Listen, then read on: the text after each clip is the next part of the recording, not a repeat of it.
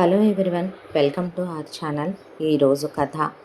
తన ఇంజనీరింగ్ చదువు కంప్లీట్ అయిపోయింది. చాలా కష్టపడి చదువుకున్న తన చదువుకి ఒక ప్రయోజకత్వాన్ని కల్పిస్తున్నట్టుగా క్యాంపస్ ప్లేస్మెంట్లో తనకి చాలా మంచి ప్యాకేజ్తో జాబ్ వచ్చింది. రేణుక ఆనందానికి అవధులు లేవు.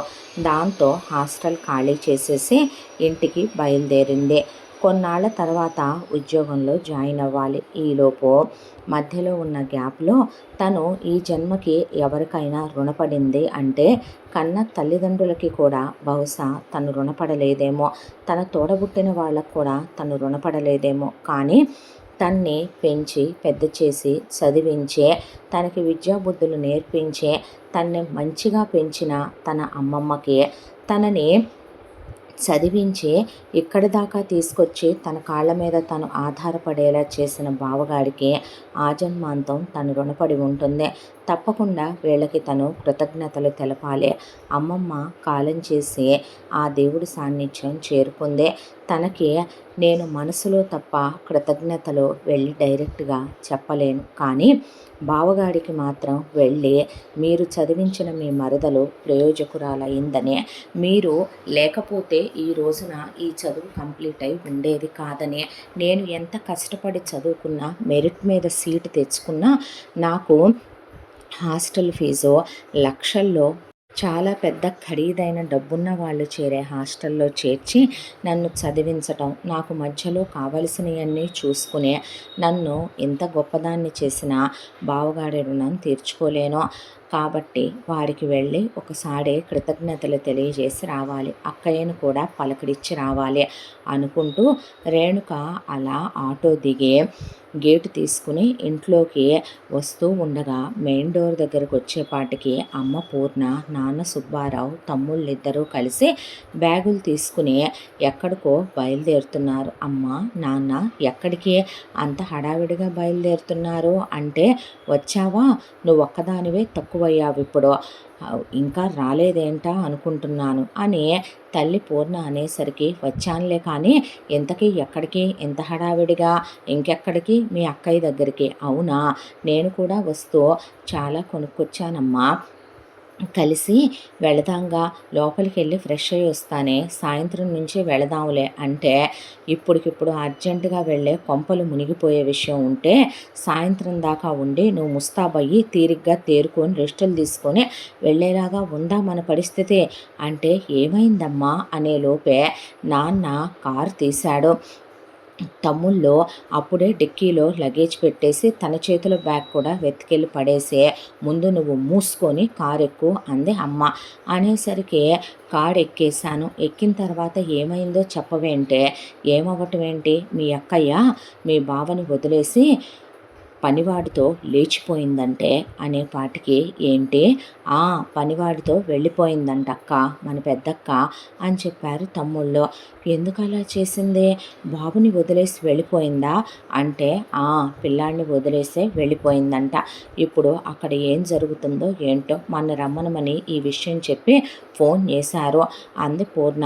అనేసరికి, అయ్యయ్యో, నిండా 10 నెలలు కూడా లేవే బాబుకే అమ్మా అనే పిలుపు, తను అమ్మేనని వాడు తెలుసుకునే లోపే ఇంత పని చేసిందేంటి, ఎందుకు ఇలా చేయాల్సి వచ్చింది అక్క అని అనుకుంటూ ఉండగానే ఈలోపు కొంత దూరం వెళ్ళేసరికి, ఏమయ్యా కారు ఆపు అనేసరికి నాన్న సుబ్బారావు కారు ఆపాడు.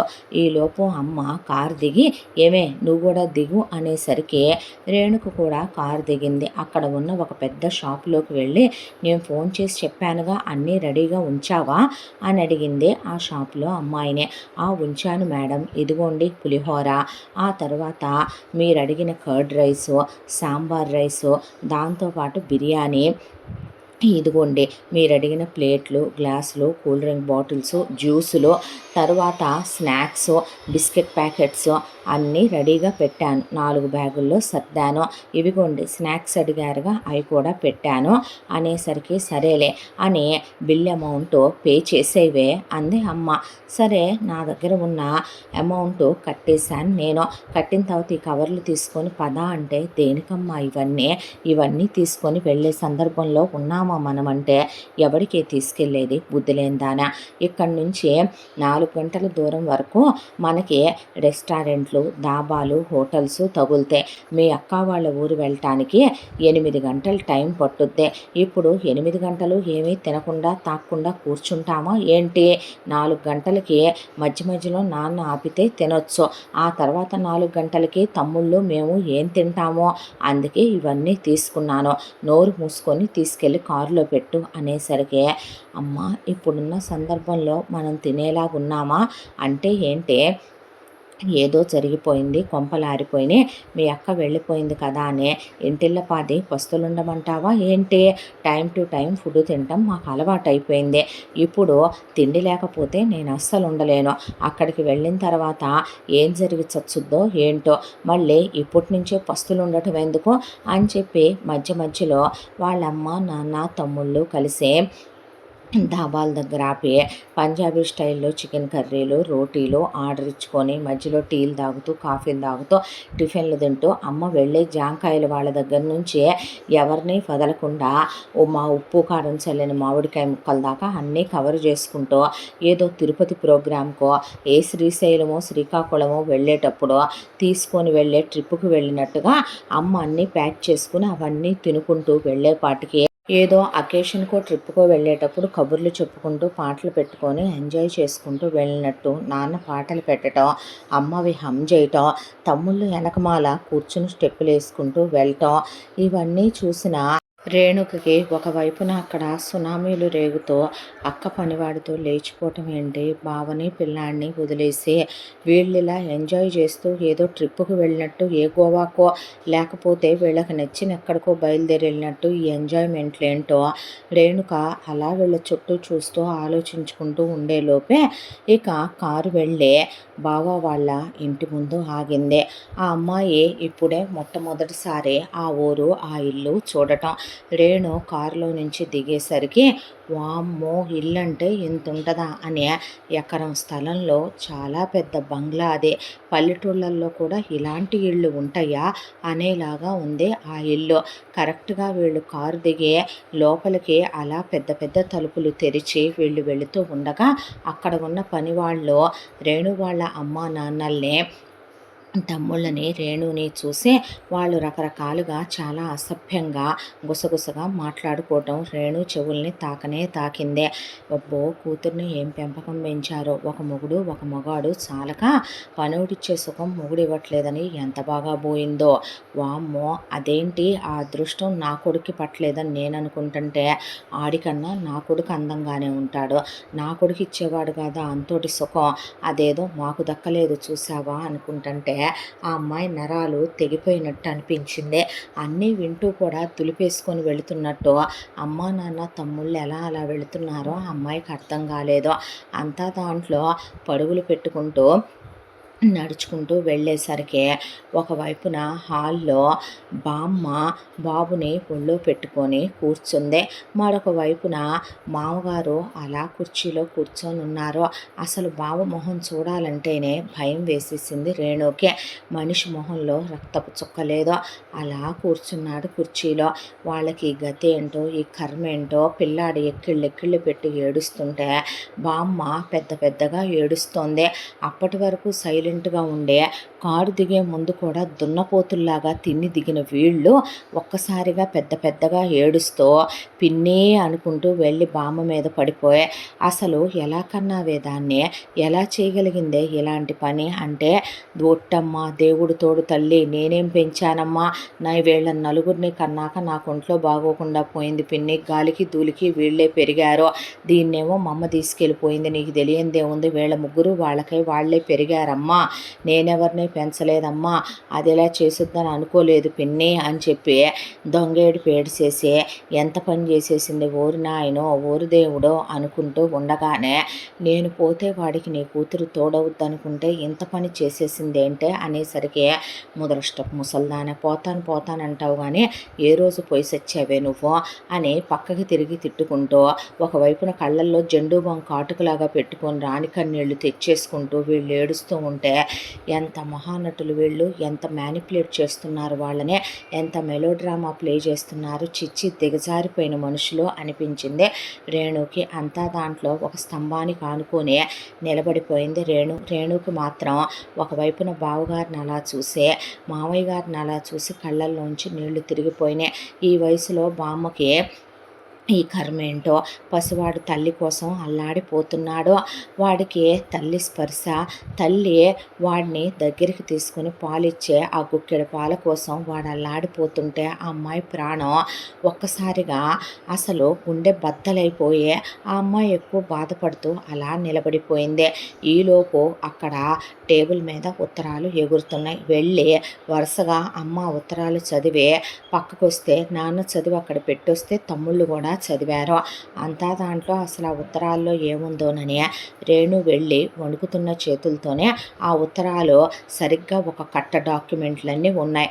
ఏంటా అని చేతిలోకి తీసుకొని చదవటం మొదలుపెట్టింది రేణు. అదే అక్క హ్యాండ్ రైటింగ్. అక్క రాసిన ఉత్తరాలని చాలా క్లియర్గా తెలుస్తున్నాయి. పక్కన డాక్యుమెంట్స్ మీద సంతకం పెట్టి ఉంది. బావకి విడాకులు ఇస్తున్నట్టు విడాకుల నోటీసు, బాబుతో వీళ్ళ కుటుంబంతో ఎలాంటి సంబంధ బాంధవ్యాలు తనకొద్దని అక్కడ రాసిపెట్టి విడాకుల నోటీస్ మీద సంతకం పెట్టిన ఆ పేపర్లు రెపరెపలాడుతూ ఉండగా చేతిలోకి తీసుకున్న లెటర్లు చదవటం మొదలుపెట్టింది రేణుక. భాస్కర్కి బహుశా ఇలా రాయాల్సి వస్తుందని నేను ఎప్పుడూ అనుకోలేదు. కానీ ఎన్నో సంవత్సరాల కాలంగా నా మనసులో నీ మీద ఉన్న ఫీలింగ్స్ అన్నీ ఎప్పటికీ కూడా చెప్పకుండా నేను వెళ్ళిపోతే నేనేదో తప్పు చేసిన దాన్నే అన్నట్టు, నువ్వేదో ఉత్తముడివే అన్నట్టు నువ్వు ఫీల్ అయిపోతావు. ఒక విషయం చెప్పనా, అసలు నాకు నిన్ను పెళ్లి చేసుకోవటమే ఇష్టం లేదు. నువ్వు వచ్చినప్పుడు నిన్ను చూసిన క్షణమే నువ్వు నాకు నచ్చలేదు.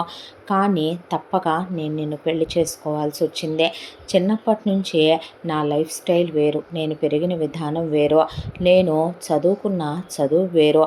నేను స్కూల్కి వెళ్ళినప్పటి నుంచి నాకు నా 5th క్లాస్ వరకు ఉన్న ఫ్రెండ్స్, నేను 6th నుంచి 10th వరకు చదువుకున్నప్పుడు ఉన్న ఫ్రెండ్స్ బ్యాచ్లో నేను ఎప్పటికీ వాళ్ళతో ఫ్రెండ్షిప్ చేసుకుంటాను. ఇంటర్ ఫస్ట్ ఇయర్లో, సెకండ్ ఇయర్లో, ఈలోపు పెళ్ళిళ్ళు చదువుకున్న నా జూనియర్లు కూడా బ్యాచ్ల వైజ్గా నాకు ఫ్రెండ్స్ ఉంటారు.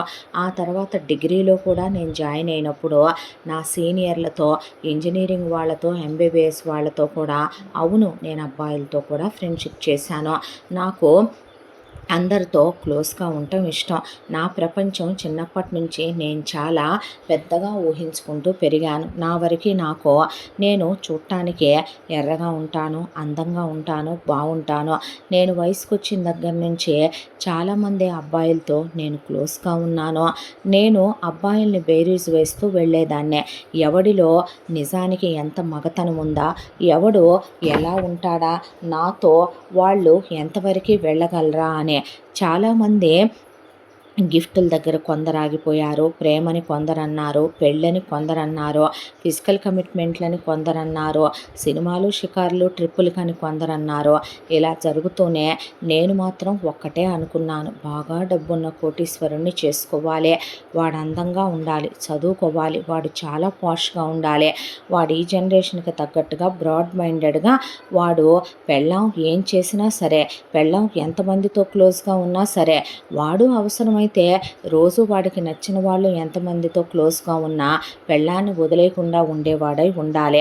నన్ను అబ్రాడ్ కంట్రీస్ తీసుకెళ్ళాలి, నేను బికినీలు వేసుకోవాలి, నేను ఫారిన్ కంట్రీలన్నీ తిరగాలి, నడి రోడ్డు మీద మొగుడితో చాలా క్లోజ్గా ఉండాలి, బికినీలు వేసుకొని తిరగాలి, పబ్బులకి క్లబ్బులకి వెళ్ళాలి, నాకు నచ్చిన అన్ని బ్రాండ్ల మందు టేస్ట్ చేయాలి, నాకు నచ్చినట్టుగా నేను లైఫ్ని లగ్జరియస్గా గడపాలి అని నేనెన్నో కలలు కంటూ ఉండేదాన్ని. నిజమే, అందరు ఆడవాళ్ళలా ఎందుకు ఆలోచించాలి? సీతా సావిత్రి లాంటి వాళ్ళు పుట్టిన ఈ ప్రపంచంలోనే క్లియోపాత్ర పుట్టలేదా అంటే అవును పుట్టిందే. ఏ క్లియోపాత్ర ఆడది కాదా? క్లియోపాత్ర క్వీన్ అవ్వలేదా? ఏ సీతా సావిత్రి మాత్రమే అయ్యారా? మగాళ్ళని సుఖపెట్టడం కూడా ఆడదానికి ఒక కళే, సుఖపడటం కూడా ఒక కళే. తప్పేంటి?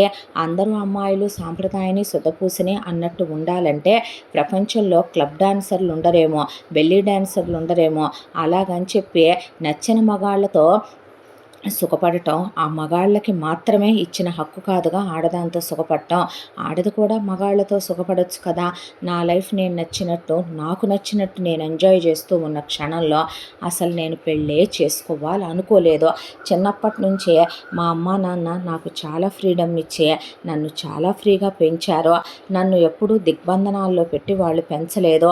ఇక నేను ఎప్పుడూ రెక్కలు విడిచిన పక్షిలాగా తిరుగుతూ ఉండేదాన్ని నాకు నచ్చిన ప్రపంచంలో. అలాంటిది సడన్గా మా ఇంట్లో వాళ్ళమందరం కలిసి ఒక పెళ్ళికి రావటం, ఆ పెళ్ళిలో మీ నానమ్మ మొగుడు చచ్చిన ముండది, మొగుడు చచ్చినట్టు ఉండకుండా దానికి నేను నచ్చటం, ఎర్రగా బుర్రగా ఉన్నాను కదా అని చెప్పి, కాస్తేదో మా ఇంట్లో వాళ్ళ పరిస్థితి బాలేదు కదా అని చెప్పి అది మా ఇంటికి వచ్చి నన్ను నీకిచ్చి పెళ్లి చేస్తానని చెప్పటం, నీకు అమ్మ లేదనే, నీకున్న మీ నాన్న చచ్చిన మీ అమ్మనే తలుచుకుంటూ మరొక పెళ్లి చేసుకోను అనే, మీ అమ్మ జ్ఞాపకాలతో కాపురం చేసుకుంటూ మీ అమ్మ ఫోటో చూసుకుంటూ బ్రతుకుతున్నాడనే, దేవత లాంటి మీ అమ్మ పోయిన తర్వాత మీ నాన్న అలా మౌనంలోకి వెళ్ళిపోయి వేదాంతిలాగా దేవుణ్ణి తలుచుకుంటూ ఒక గదిలో పడి బ్రతికేస్తున్నాడనే, మీ నాన్న పరిస్థితి చూడలేక మీ తాత పోయి మీ నానమ్మ విధవైందనే, మొత్తం ఇంటి బాధ్యతలన్నీ మీ నాన్నమ్మే చూసుకుంటున్నాననే, నువ్వు డిగ్రీ పీజీ చేశావనే,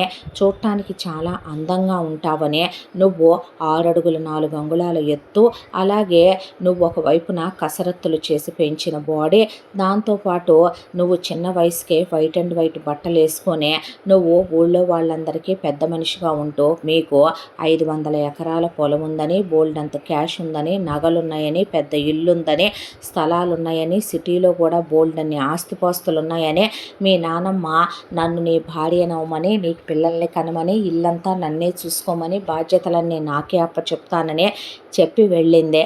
కానీ నేను ఒక్కటే అనుకున్నాను, నిన్ను మార్చుకోవచ్చని, నాకు నచ్చినట్టుగా ఉంచుకోవచ్చని. ఎంత పల్లెటూరైనా ఈ రోజుల్లో ఫోన్లు వచ్చిన తర్వాత చిన్న పిల్లలు 5th 6th క్లాస్ పిల్లలే వీడియోలు చూసి అన్నీ నేర్చుకుంటున్న రోజులు ఇవే.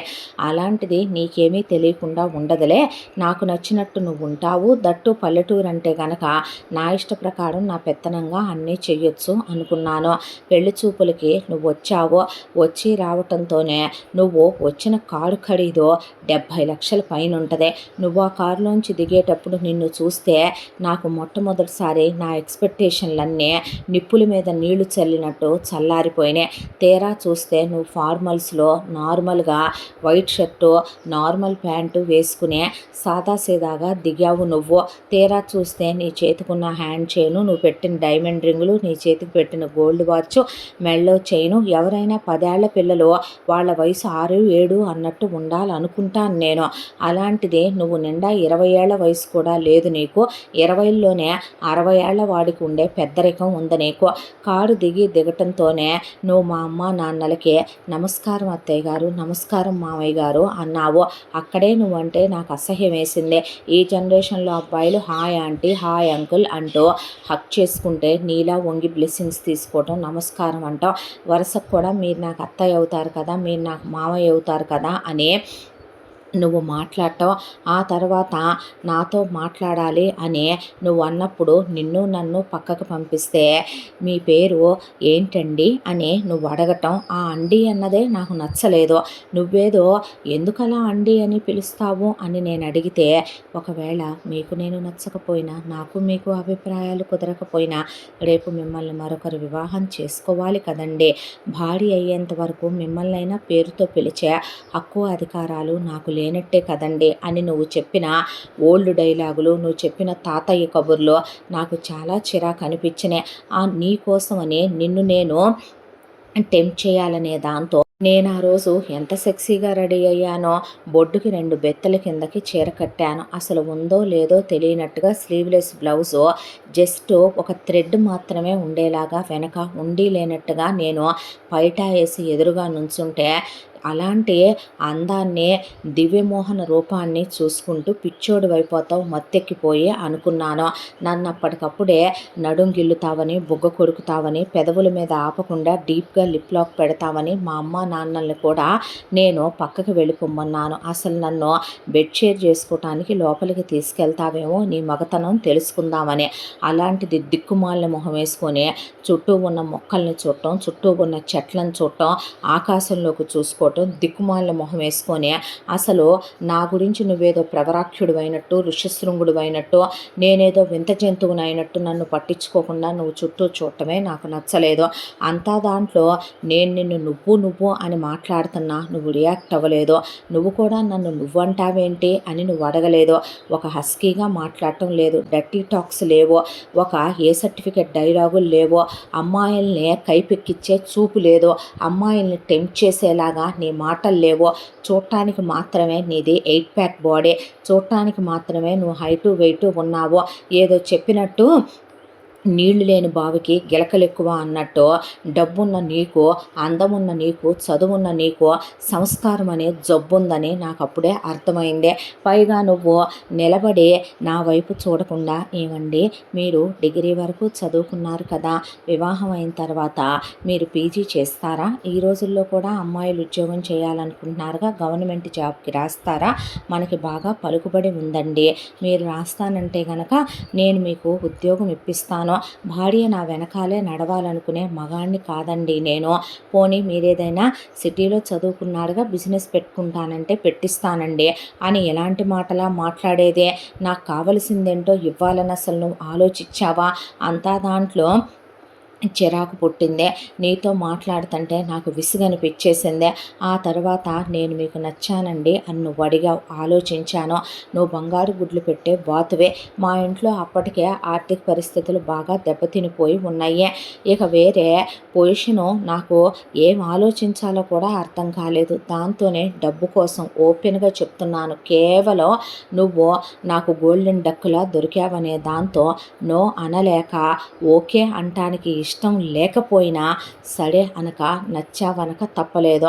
అన్నప్పుడైనా నువ్వేమైనా నన్ను గట్టిగా కౌగిలించేసుకొని ఉక్కిరి బిక్కిరి చేసేస్తావు నీ కౌగిలింతల్లో అనుకుంటే, మీరు నాకు నచ్చారండి అని వెళ్ళి మా అమ్మ నాన్నలతో మీ అమ్మాయికి నేను నచ్చాను అత్తయ్య గారు, తను నాకు నచ్చిందే, మిగతా విషయాలు నానమ్మ మాట్లాడుద్దని చెప్పేసి వెళ్ళిపోయావు. ఆ తర్వాత ఫోన్ నెంబరు తీసుకున్నావు, ఫోన్ చేస్తానన్నావు. ఫోన్ చేస్తే భోంచేశారండి, పెందలాడే పడుకోండి, ఆరోగ్యం పాడవుతుందండి అంటాం. ఈరోజు మీరు ఈ శాడీలో చాలా బాగున్నారండి, ఈ డ్రెస్లో బాగున్నారండి అని చెప్పటం.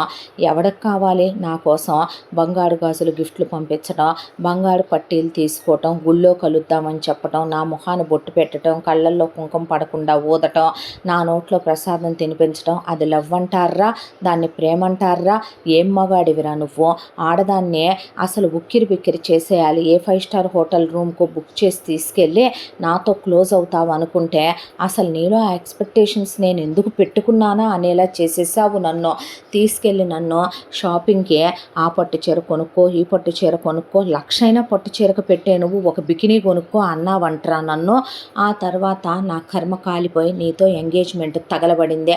ఆ ఎంగేజ్మెంట్కి మీ నానమ్మ ముదినాప సానల్లే వచ్చి కూర్చొని చీరల మీదకి వేసుకునేలాగా తీసుకోమ్మా నగలంటే, నానమ్మ నువ్వు ఆగు, నీకు నచ్చినయే తీసుకో నువ్వు అని నువ్వు చెప్పటం. అంతా దాంట్లో నాకు నచ్చినయే నేను తీసుకుంటే వాటిని నువ్వు బాగున్నాయి అని నీకు బాగా నప్పుతాయి అనేసి ఊరుకుంటావు. అదేంటో మరి, నువ్వేంటో మరి నాకు అర్థం కాదు అసలు. ఆ తర్వాత నగలు తీసుకోవటం అయిపోయింది, బట్టలు తీసుకోవటం అయిపోయింది, పెళ్ళి అయిపోయింది. పెళ్ళి అయిన తర్వాత చెయ్యించుకోకపోతే ఏ మగుడు ఏ మగాడు ఊరుకుంటాడో. ఫస్ట్ నైట్ రోజు ఎన్ని ఎక్స్పెక్టేషన్స్ పెట్టుకున్నాను, అలాంటిదే 4 సార్లు నా ఒంటి మీద చెయ్యేసావు, అయిపోయిందే. నన్ను గుండెల మీద పడుకోమని పడుకోబెట్టుకున్నావు. నాకు అసలు నువ్వు ఇచ్చిన సుఖం, అసలు నేను నీతో ఫస్ట్ నైట్ చేసుకున్నానా నిజమా అన్నట్టు అనిపించిందే. అసలు ఒక మగాడు నీలా ఉంటాడా ఫస్ట్ నైట్ రూమ్లో? నేను ఎలా ఎక్స్పెక్ట్ చేశాను, లోపలికి రాగానే పాల గ్లాస్ తీసుకొని పక్కకి విసిరేసి నన్ను ఎత్తుకొని నువ్వు మంచం మీద మీద పడేసి కొడికేసి నన్ను నీకు నచ్చినట్టుగా చేసేసుకునే నేను ఒక రఫ్గా హ్యాండిల్ చేయాలి మగాడు అనుకుంటాను. మగాడు హార్ష్గానే ఉండాలి ఆ టైంలో అనుకుంటాను. అలాంటిది నేనేదో పువ్వునైనట్టు కోమలత్వంతో ఉన్నట్టు మీకు ఓకేనా? ఏదైనా బాధగా ఉందా? ఇబ్బందిగా ఉందా? మీకు నచ్చినట్టే ఉంటాను చెప్పొచ్చు కదా. నువ్వు అందంగా ఉన్నావు తెలుసా అంటాం. ఎవడికి కావాలి నీ సోదంతా? 10 నిమిషాల్లో మొత్తం ఇదంతా కాకుండా ఏందో ముద్దులు పెడతావు, హగ్గులు చేసుకుంటావు, దగ్గరికి తీసుకుంటావు, ఏంటో నాతో ఏవేవో చెప్తావు, నువ్వు అంత అందంగా ఉన్నావంటావు, పొగుడుతావు, కవితలు చెబుతావు, సోది చెప్తావు. నాకు అసలు నిజం చెప్పాలంటే నీతో ఒక మగాడితో కాపురం చేసినట్టే నువ్వు ఇచ్చిందో సుఖంలాగానే నాకు అనిపించలేదు. నేనేదైతే హార్ష్నెస్ ఎక్స్పెక్ట్ చేస్తానో నీలో అది లేదో.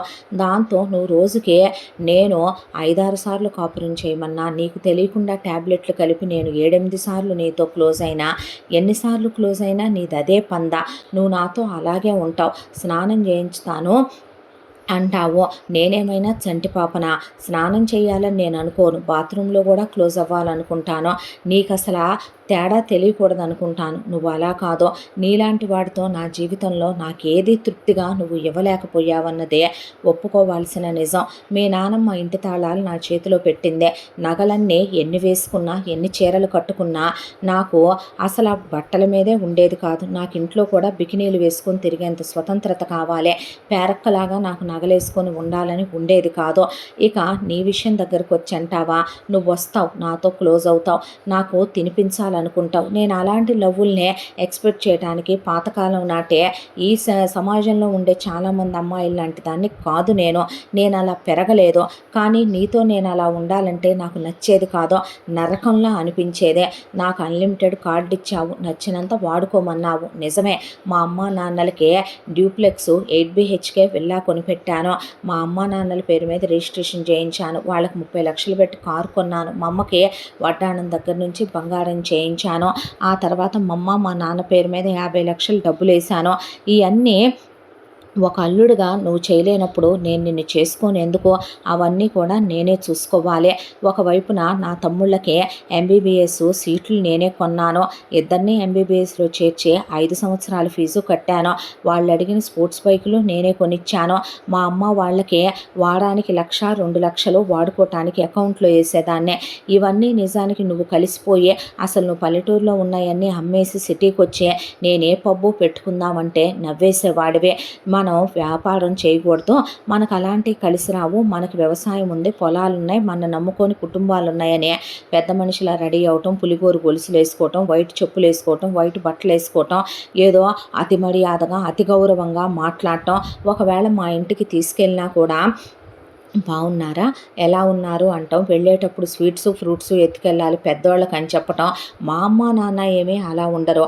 వాళ్ళు ఈ వయసుకు కూడా పబ్బుకి వెళ్ళి మా అమ్మ నాన్న ఎదురెదురుగా కూర్చొని ఒకళ్ళకొకళ్ళు పెక్కు కలుపుకొని తాగేంత క్లోజ్గా ఉంటారు. ఇప్పటికీ మా మమ్మీ డాడీ గోవా బీచ్లో అలా వెళ్ళి మా అమ్మ బికినీ వేసుకొని మా నాన్న బాక్సర్ వేసుకొని ఇప్పటికి కూడా క్లోజ్గా ఉంటారు. వాళ్ళు వరల్డ్ ట్రిప్ వెళ్ళాలన్నారు.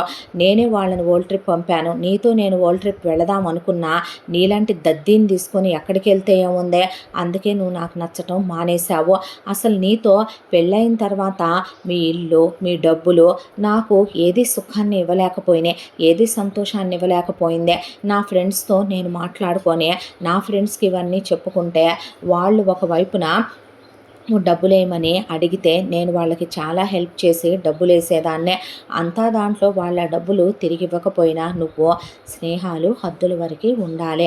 మరి లక్షల్లో వెళుతున్న అకౌంట్లో నుంచి చూసుకోవచ్చుగా కాస్త అని నాకు నువ్వు అడ్వైస్ చేయటం. నీకేమైనా ఫ్రెండ్స్ ఉన్నారంటరా? అమ్మలేని అనాథ వెదవ్వే, దిక్కుమొక్కు లేని వెదవ్వే. నీలాంటి వాడిని నేను పెళ్లి చేసుకోవటం చాలా పెద్ద గ్రేట్ విషయం. అలాంటిది నువ్వు వాళ్ళకి డబ్బులు వేయకూడదు, వీళ్ళకి డబ్బులు వేయకూడదు. వాళ్ళ నా ఫ్రెండ్స్ నీ దగ్గర డబ్బులు ఉన్నాయనేగా నేను నిన్ను చేసుకుంది, ఎందుకు వేయకూడదు? అలాంటిది 1 సంవత్సరం కాపురానికే నేను విసిగిపోయాను నీతో.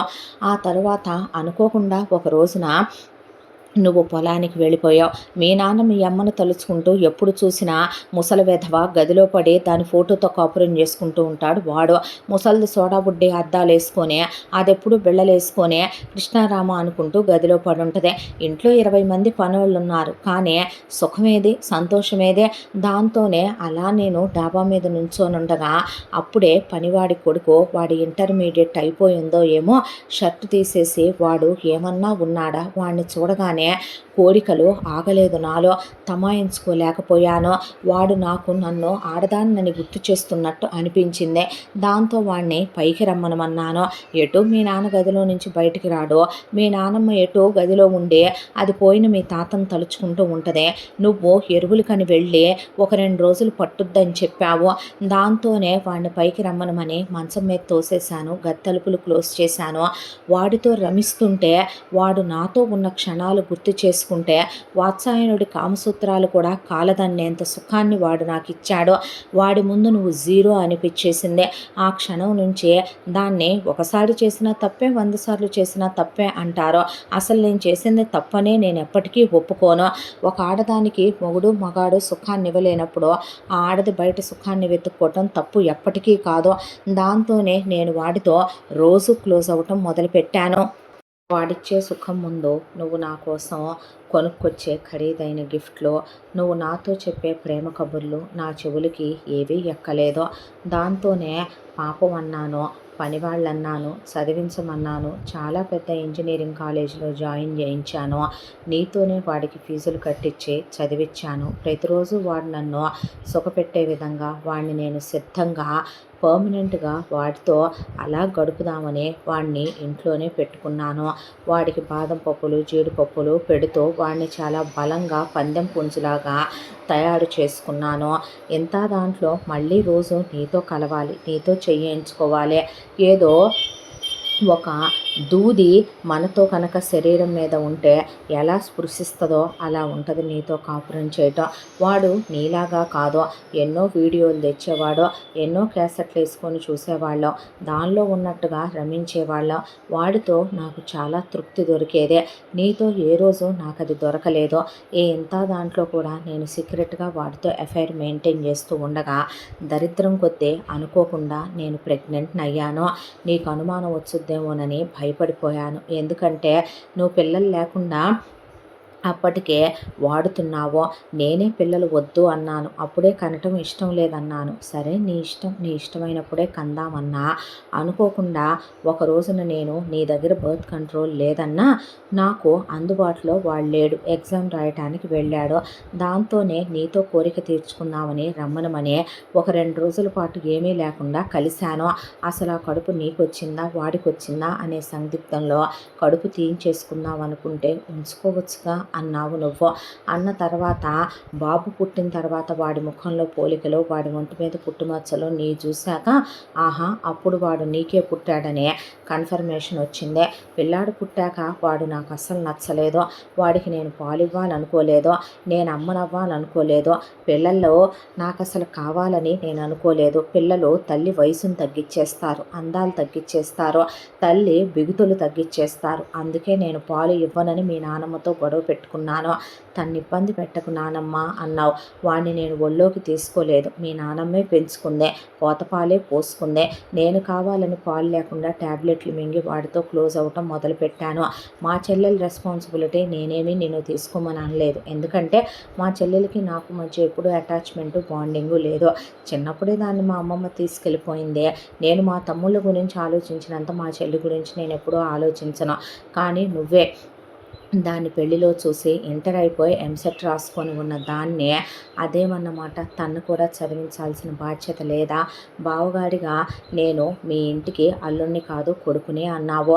అది ఎంసెట్లో తెచ్చుకున్న ర్యాంకుకి దానికి కాలేజీలో ఫ్రీ సీట్ వచ్చిందే. నువ్వే చాలా ఖరీదైన హాస్టల్లో చేర్చి ఫీజులు కట్టమని చెప్పావు నాతో. కట్టావా అని 4 సార్లు అడిగావు. మా అమ్మా నాన్నల గురించే అన్నీ చూసుకోమన్నావు. నేను డబ్బులు వాళ్ళకి ఖర్చు పెడుతున్నానని, స్పెండ్ చేస్తున్నానని, వాళ్ళకి నేను లక్షల్లో ఇస్తున్నానని, కోట్లల్లో వాళ్ళ కోసం అవి ఇవి కొనిచ్చానని తెలిసి కూడా ఏం పర్వాలేదులే, నేను ఆ ఇంటికి కొడుకు లాంటి వాడినే, మన అనే వాళ్ళని మనం కాకపోతే ఎవరు చూసుకుంటాం అని నువ్వు చెప్పే చెత్త ఉపోద్ఘాతాలు. వాడి ఇంజనీరింగు ఎప్పుడైతే అయిపోయిందో నేను ప్లాన్ చేసుకున్నాను, ఇక్కడ ఉండాలనుకోలేదో నీతో ఇలా బ్రతకటం నాకు అసహ్యాన్ని కలిగించిందే. నా వాళ్ళ లైఫ్లో ఆల్రెడీ నేను సెటిల్ చేశాను. ఏ డబ్బు కోసం నిన్ను చేసుకున్నానో ఆ డబ్బు వీలైనంత వరకే నేను క్యాష్ రూపంలో చాలా పక్కనేసుకున్నాను. ఓపెన్గా కోట్ల రూపాయలే వేసుకున్నాను. ఇక ఇంట్లో ఉన్న నాకని నువ్వు కొన్న నగలు, నువ్వు సర్ప్రైజ్గా తెచ్చిన నగలు, మీ అమ్మ నగలు ముసల్దాన్ దగ్గర ఇనపెట్లో ఉండటం వల్ల అవి మాత్రం నేను తీసుకోలేకపోయాను. మిగతా నగలు నాకు అందినంత వరకు కోట్ల రూపాయల నగలే నేను పక్కన పెట్టేసుకున్నాను. ఇక నా పేరు మీద నువ్వు అంతకుముందు కొన్ని ప్రాపర్టీలు నువ్వే నా పేరు మీద పెట్టావు. ఆ పెట్టిన ప్రాపర్టీలు అమ్మేసి నేను క్యాష్ చేసేసుకున్నాను. నేను పనివాడి మనవడిని తీసుకొని నేను వెళ్ళిపోతున్నాను. నేను ఉండాలనుకోవట్లేదు ఇక్కడ. నేను అబ్రాడ్ వెళ్ళిపోవటానికి అన్నీ రెడీ చేసుకున్నాను. నేను తిరిగి రాను. నా కోసం వెతకొద్దు. నాకు నువ్వు వద్దు, నీ కొడుకు వద్దు. నీకు తగిన ఒక ఎవరైతే మీ అమ్మలా మీ బామ్మలా ఉంటారో అలాంటి ఆడవాళ్ళనే నువ్వు చేసుకోవాలి. ఒక్కొక్క ఆడదాని పద్ధతి, ఒక్కొక్క ఆడది సుఖం కోరుకునే విధానం ఒక్కోలా ఉంటుంది. మగాడిగా ఆడదాని కోరికలు తీర్చలేనప్పుడు నువ్వు మొగుడివి ఎలా అవుతావురా? ఒక్కొక్క ఆడది ఒకసారితోనే తృప్తిపడి సుఖపడొచ్చేమో నీలాంటి మగాడితో. నువ్వు రోజుకి 10 సార్లు కాదు 100 సార్లు కలిసినా నువ్వు ఇచ్చే సుఖం నాకు సరిపోదు. ఓపెన్గా చెప్పాలంటే నువ్వు మొగుడిగా నన్ను తృప్తిపరచలేకపోయావు. నువ్విచ్చే ఏ సుఖం ఏ ఆనందం నాకు సరిపోలేదు. నీకు బదులు నాకు పక్కింటోడి మీద, నీకు బదులు నాకు చూసే ప్రతి మగాడి మీద కోరిక కలుగుతుందంటే మొగుడిగా నువ్వు నా పక్కన వేస్ట్ అనే కదా. నువ్వు నా పక్కన నన్ను నువ్వు తృప్తిపరిచి సంతోష పెట్టలేకపోయావనే కదా. నీకు పుట్టిన ఆ కొడుకు కూడా నాకు అక్కర్లేదు. అందుకే నీకు నాకు ఆ పిల్లాడికి నాకు ఎలాంటి సంబంధం లేదని విడాకుల కాగితాల మీద సంతకం పెట్టాను. ఆ పిల్లాడు నాకు అక్కర్లేదని కూడా రాసేసాను. నా దారిని నేను వాడిని తీసుకొని వెళ్ళిపోతున్నాను. మళ్ళీ తిరిగి రావాలని మీ ముఖాలు చూడాలని కూడా లేదు నాకు. Good bye. ఒక్కటి గుర్తుపెట్టుకోరా, మగాడనేవాడు ఆడదాన్ని తృప్తిపరచలేకపోతే, ఆడదానికి ఏం కావాలో తెలుసుకొని ఇవ్వలేకపోతే వాడు ఓపెన్గా ఒకదానికి సిద్ధపడి ఉండాలి. వాడి పక్క మీద వాడితో పాటు వేరే మగాడు ఉంటాడని, వాడి కంచంలో వేరే వాడు భోంచేస్తాడని, వాడు బయటికి వెళ్ళగానే వేరే వాడు తలుపు తీసుకొని లోపలికి వస్తాడని అది గుర్తుపెట్టుకున్న ఏ మగాడు ఇహ నుంచి నీలా ఉండడ్లే అని ఆ ఉత్తరంలో రాసి ఉందే. అది చదివిన రేణుకకి కళ్ళల్లో నీళ్ళు ఆగలేదో. కళ్ళల్లోంచి ధారలుగా నీళ్లు కారిపోతూ ఒకవైపున బావ వైపు చూస్తే లేచి వెళ్ళిపోయి గదిలో డోర్లు వేసేసుకున్నాడు.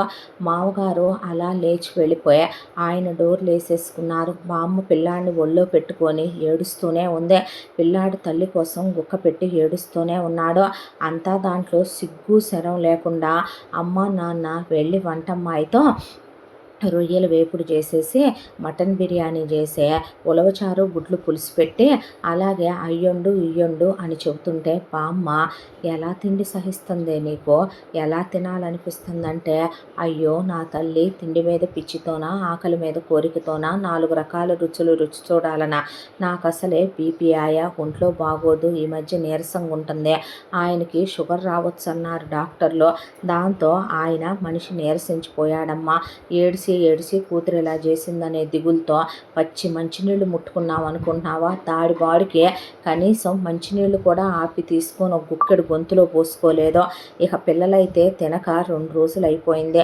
ఏదో పట్టెడు మెతుకులు మీతో పాటు మీరు తిన్న ఎంగిలి మెతుకులు రాలిపితే 4 గొంతులో వేసుకుందామని అని పిల్లాడు ఏడుస్తుంటే వెదవపాడు దరిద్రం, శనిగ్రహపు వెదవ, పోనన్నా పోలా వీడి పురిట్లో పాడు ముద్రష్టం అనుకుంటూ ఆ పిల్లాడు ఏడుస్తున్నాడుగా పిన్నే, కాసిన పాలు బట్టి ఉయ్యాల తొట్లో పడేయరాదు అనేసరికి పాపం ఆవిడే ఆ వయసులో పిల్లాడికి పాలు కలిపి తాగిచ్చే ఉయ్యాల తొట్లో పడుకోబెడితే వాడు ఏమైపోతాడు రేపొద్దున భవిష్యత్తులో అనేది ఆలోచిస్తే దిగులేసి భయం వేసేసింది రేణుకకి. ఈలోగా ఆ అమ్మాయి చుట్టూ గమనిస్తూనే ఉంది. ఒకవైపున పనివాళ్ళు గుసగుసగా చాలా అసభ్యంగా మాట్లాడుకోవటం. ఒకవైపున వీడసలు వీడికే పుట్టాడా? లేకపోతే ఆ పనోడికే పుట్టాడా? వాడిని కొడుకని వీడు సంకనేసుకొని మురిసిపోతున్నాడు. అయినా పెళ్ళానికి వీడు దానికి సుఖమివ్వకపోతే అది బయట సుఖాలు ఎత్తుక్కోక ఏం చేసుద్దే? పేరుకి పెద్ద పెద్ద కులాలు, పెద్ద పెద్ద ఆస్తులున్నాయి, పెద్ద పెద్ద ఇళ్లలో వాళ్ళం అని చెప్తారు. అలాంటిదే ఆడదాన్ని సుఖపెట్టలేని వీడిదేం మగతనం, వీడేం మగాడు? 6 అడుగులు ఎత్తున్నాను, అందంగా ఉన్నాను, అబ్బో రోజు బస్కీలు తీస్తాను అనుకుంటే సరిపోయిందా? పెళ్ళాన్ని ముడిపించలేని మరిపించలేని వీడు మగతనం ఎందుకో? అందుకే అది పనోడిని చూసుకొని వాడితో కులికి వాడితో లేచిపోయింది అని ఒక్కొక్కళ్ళు మాట్లాడుకునే మాటలు వింటుంటే ఆ అమ్మాయి తలంతా బద్దలైపోతూ అసహ్యం వేసింది ఒక్కసారిగా అక్క మీద. దాంతో రేపు ఆ పసివాడిని వీళ్ళు ఎలా చూస్తారో అనే ఊళ్ళో వాళ్ళందరూ పరామర్శకిచ్చి ఒకవైపున బామ్మ దగ్గర కూర్చొని ఇలా చేసి ఉండాల్సింది కాదు, అవునులే ఒక ఆడది పక్కదారి పట్టిపోయి వేరే మగాడితో మూతి తుడుచుకుంటుందంటే ఇంట్లో ఉన్న మగాడు ఆ ఆడదానికి కావలసింది ఇస్తే ఎందుకు అలా వెళ్ళుద్ది? అయినా రోజు పనోడితో కులికొచ్చి మళ్ళీ నీ మనవడితో కులికింది కదూ బామ్మ, ఎంతకీ ఆ పిల్లాడు వీడికే పుట్టాడంటావా? అయ్యయ్యో టెస్టులు ఉంటాయంట, చేపించకపోయావా బామ్మ అనే పాటికి అమ్మాయి గుండె బద్దలైపోయి ముక్కలైపోయింది. ఇవన్నీ వింటున్న బావ మనసు అసలు ఎలా ఉండుంటుందే? నిజానికి బావ చాలా అందంగా ఉంటాడు. చాలా అనేది చాలా చిన్న మాట. నిజంగా చాలా చాలా అందంగా ఉంటాడు. మంచి పచ్చని మేనిఛాయ, 6 అడుగుల 4 అంగుళాల ఎత్తు, ఒక్క చెడలవాటు కూడా లేదు. సిగరెటు, బీడి, అమ్మాయిల వైపు చూడటం, అసలు ఎలాంటి తప్పుడు గుణాలు లేవు. చాలా మంచోడు. అలాంటి వాడిని వదిలేసుకొని ఎలా వెళ్ళగలిగిందో అది అనే రేణు మనసులో లేదు. వాళ్ళమ్మ నాన్న తమ్ముళ్ళు దున్నపోతుల్లా తింటున్నా ఆ అమ్మాయికి తిండి సహించలేదు. బాబు పడుకుంటే వాడి వైపే చూస్తూ కూర్చుంది. అలాగే ఆ ఇంట్లో ఎవరూ ముద్దెత్తలేదు. ఆ అమ్మాయి గుండె తరుక్కుపోతుంది. బావ ఏమైనా చేసుకుంటాడేమో, రేపు పిల్లాడి పరిస్థితి ఏంటి అనే ఆలోచనలో ఉండగానే అమ్మ నాన్న తమ్ముళ్ళు వెళ్ళి గదిలో ఏసీలు వేసుకొని మంచాల మీద అలా పడుకుంటే వెళ్ళి కూర్చుంది రేణు. ఏందే పడుకోకుండా కూర్చున్నావు అనేపాటికి, చూడమ్మా అక్క ఎలా చేసిందో, ఎలా మనసు ఒప్పిందమ్మా, దేవుళ్ళ లాంటి భర్త బావ కాబట్టే కదూ మన్నంత చూశాడు, అంత చేశాడు, ఎలా పసివాడిని వదిలేసి అలా వెళ్ళగలిగిందమ్మా? తల్లి అంటే ఎవరో కూడా తెలియదు వాడికి. ఈ టైంలో వాడికి అమ్మ ప్రేమ ఇవ్వాల్సింది పోయి ఎలా చేయగలిగిందే అలాగా అనేసరికి, ఒకటి చెప్పనా నీకు నేను అందే అమ్మ. ఏంటమ్మా అంటే, ఎవడైనా ఇంట్లో తిండి వాళ్ళకి సరిపోనప్పుడు హోటల్ తిండి తెప్పించుకొని తినరో? ఒక్క మాట చెప్పనే, ఒక్కో ఆడదాని పద్ధతి ఒక్కోలా ఉంటుంది. ఒకసారికే తృప్తి పడుద్ది మొగుడుతో. మీ అక్కకి కోరికలు ఎక్కువ, మరి నాకు ఎక్కువే. మీ నాన్న నా కోరికలు తీర్చట్లా, అలాగే మీ అక్క కోరికలు మీ బావ తీర్చుంటే, మీ అక్కకు నచ్చినట్టుగా వాడు ఉండుంటే మీ అక్క పని వాళ్ళతో తిరిగేదా? అయినా మీ అక్క చేసిన దాంట్లో తప్పే ఉంది అనేసరికి, రేణు అమ్మ తప్పు లేదంటావా? ఎలా తప్పు అవుద్దే? ఇంట్లో సరైనటువంటి రుచికరమైన భోజనం దొరకట్లేదో ఏం చేస్తాం? బయట తినకుండా ఆకలి చంపేసుకుంటావా? అసలు ఇదంతా నాకు తెలియదు. తెలుసుంటే గనక ఏదో వీడిని చూసి చూడనివ్వకుండా వాడితో అలా కానిచ్చేయమనమని మూడో కంటికి తెలియకుండా చెప్పుండేదాన్నే. ఇలా లేచిపోతానని చెబితే అసలు ఊడుకునేదాన్ని కాదు. నా టెన్షన్ నాదే. ఇప్పుడు ఎదవలకి ఎంబీబీఎస్ వరకు అది ఫీజు కట్టిపోయింది. రేపు వీళ్ళ ఎండీ పరిస్థితి ఏంటి? రేపు మా ఫ్యూచర్ సంగతి ఏంటి? నెలకి అదే వారానికి 2 లక్షల చొప్పున వేస్తుంటే ఎంజాయ్ చేస్తూ జల్సాగా వాడుకుంటున్నాం. లావిష్ లైఫ్ అలవాటు అయిపోయింది.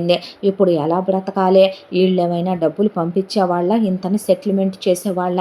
రేపు వాడు దేన్నో దాన్ని చేసుకున్నాడు అనుకో, రేపటి నుంచి వాళ్ళు ఒకటవుతారు. ఇప్పుడు మన లైఫ్ ఏంటనేది నేను ఆలోచించుకుంటున్నాను. మీ అక్క చేసిన దాంట్లో ఎలాంటి తప్పు లేదు. వాడు ఒక మగాడిగా 6 అడుగులు ఎత్తుంటే సరిపోద్దా?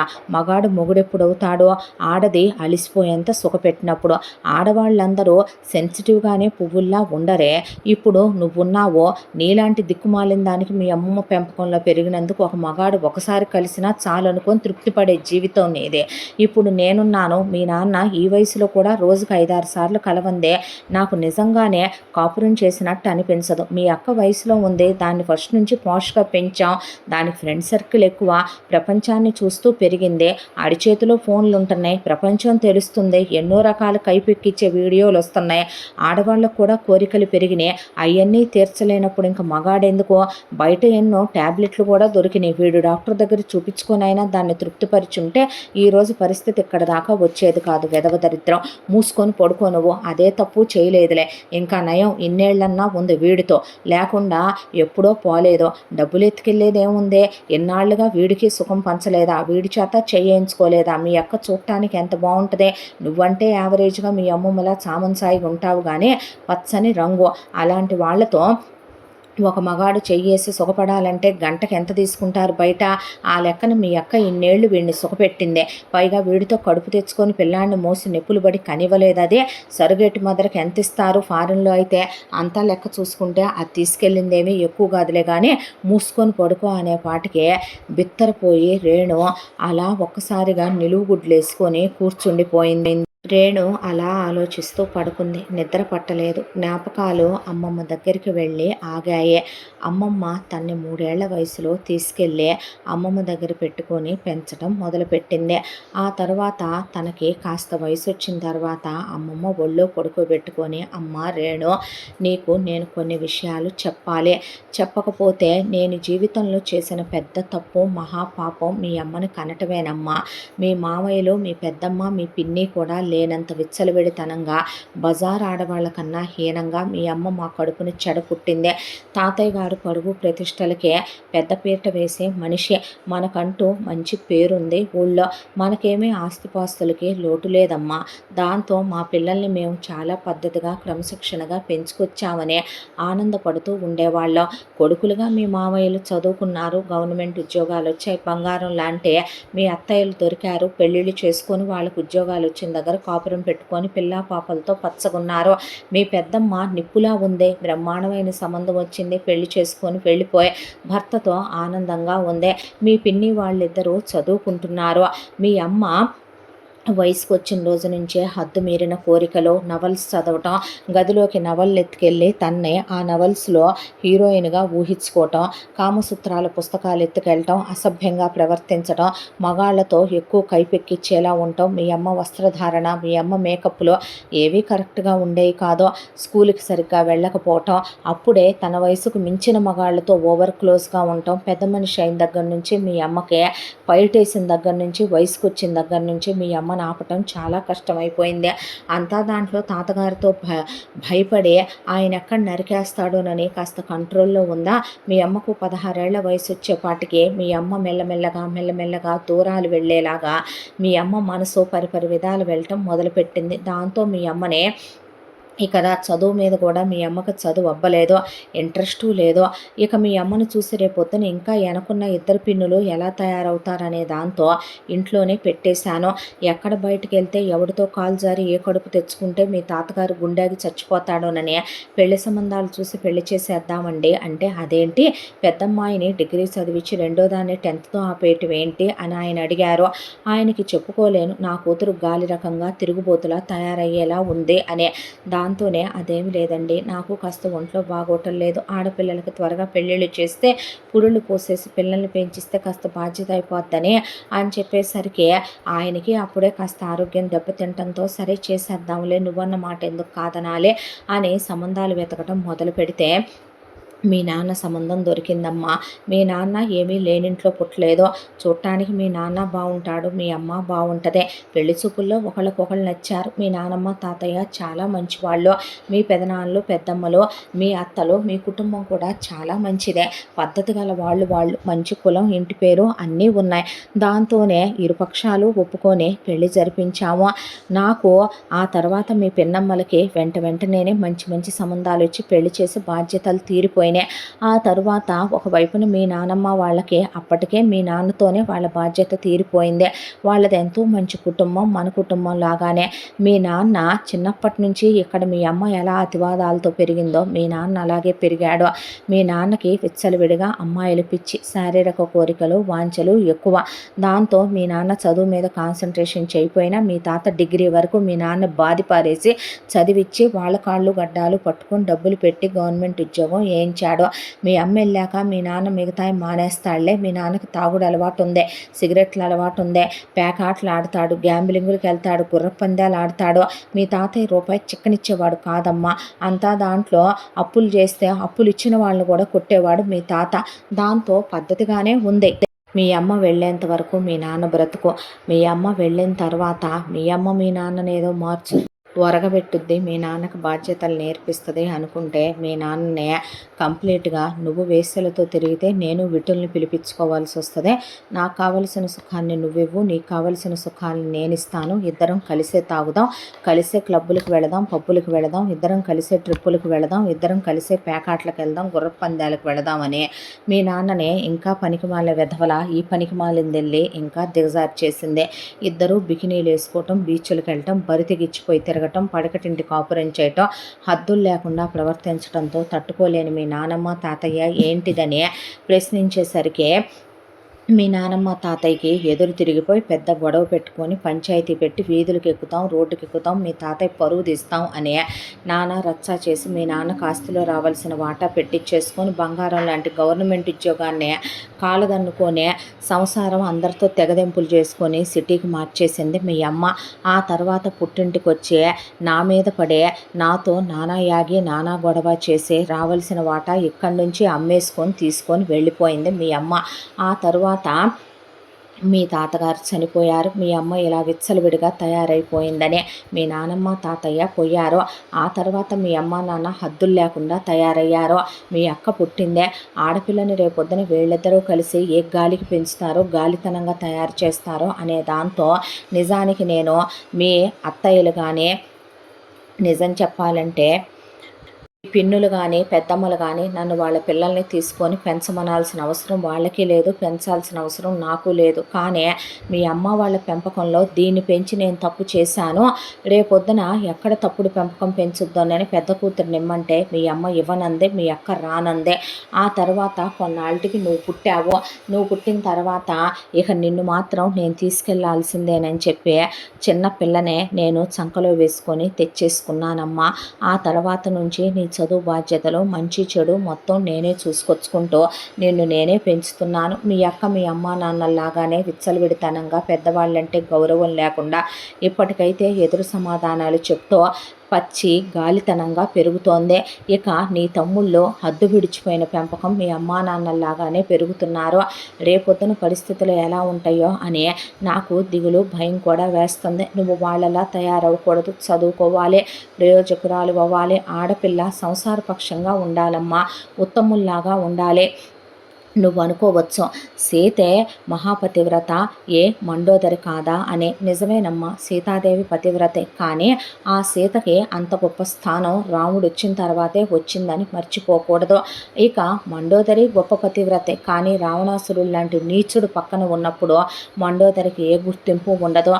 భార్య భర్త మనసెరిగే మొసలుకోవాలి, భార్య భర్తల అనుబంధం చాలా గొప్పది అని ఎన్నో మంచి మాటలు చెప్తూ పద్ధతిగా ఏ రోజు అమ్మా నాన్నలు ఫోన్ చేసేవాళ్ళు కాదు, తీసుకెళ్లేవాళ్ళు కాదు. ఎప్పుడన్నా కలిసిన 1-2 మాటలు మాట్లాడటం తప్ప అసలు ఎప్పుడు అక్క తనతో ఒక చెల్లెలతో ఉన్నట్టు ఉండేది కాదు, అసలు తనతో మాట్లాడేది కాదు. అక్క చెల్లెళ్ళ మధ్య ఏ రోజు కనీసం మాట పలకరింపుల బాండింగ్ కూడా వాళ్ళిద్దరికీ లేదు. తమ్ముళ్ళు ఎప్పుడూ తనతో క్లోజ్గా మాట్లాడింది లేదు. అమ్మా నాన్నలు ప్రేమంటే ఎలా ఉంటుందో తనకి తెలియదు. చిన్నప్పటి నుంచి 3 ఏళ్ల పిల్లప్పటి నుంచి తన ప్రపంచం అమ్మమ్మ, ఆ పల్లెటూరు, ఆ ఇల్లు, స్కూల్కి వెళ్ళి రావటం, అందరితో కలివిడిగా కలిసిపోయి మాట్లాడటం, తెలివితేటలు, మంచితనం, ఒంటి నిండా బట్టలు కట్టుకోవటం, కడుపు నిండా గట్టిగా తినటం, బాగా పడి చదువుకోవటం, ఈ మాత్రమే తన ప్రపంచం. అమ్మమ్మతో సరదాగా ఉండటం మాత్రమే తన లోకం. ఇలాగే పెరిగి పెద్దదైంది తను ఇంటర్మీడియట్కి వచ్చేపాటికి అమ్మమ్మ చనిపోయింది. వీళ్ళ దగ్గరికి వచ్చేపాటికి భయభ్రాంతులకు గురైపోయి ఏంటి వీళ్ళు ఇలా ఉన్నారు, అమ్మా నాన్న ఎదురెదురుగా కూర్చొని ఒకళ్ళకొకళ్ళు పెగ్గులు కలుపుకుంటూ ఐస్ క్యూబులు వేసుకుంటూ తాగటం. అక్క చూస్తే డైరెక్ట్గా ఇంట్లోనే బికినీలు వేసుకొని తిరుగుద్దే. అబ్బాయిలు వస్తూ ఉంటారు, అక్క కోసం ఫ్రెండ్షిప్లని ఎక్కడ పడితే అక్కడ చేతులేసి మాట్లాడతారు.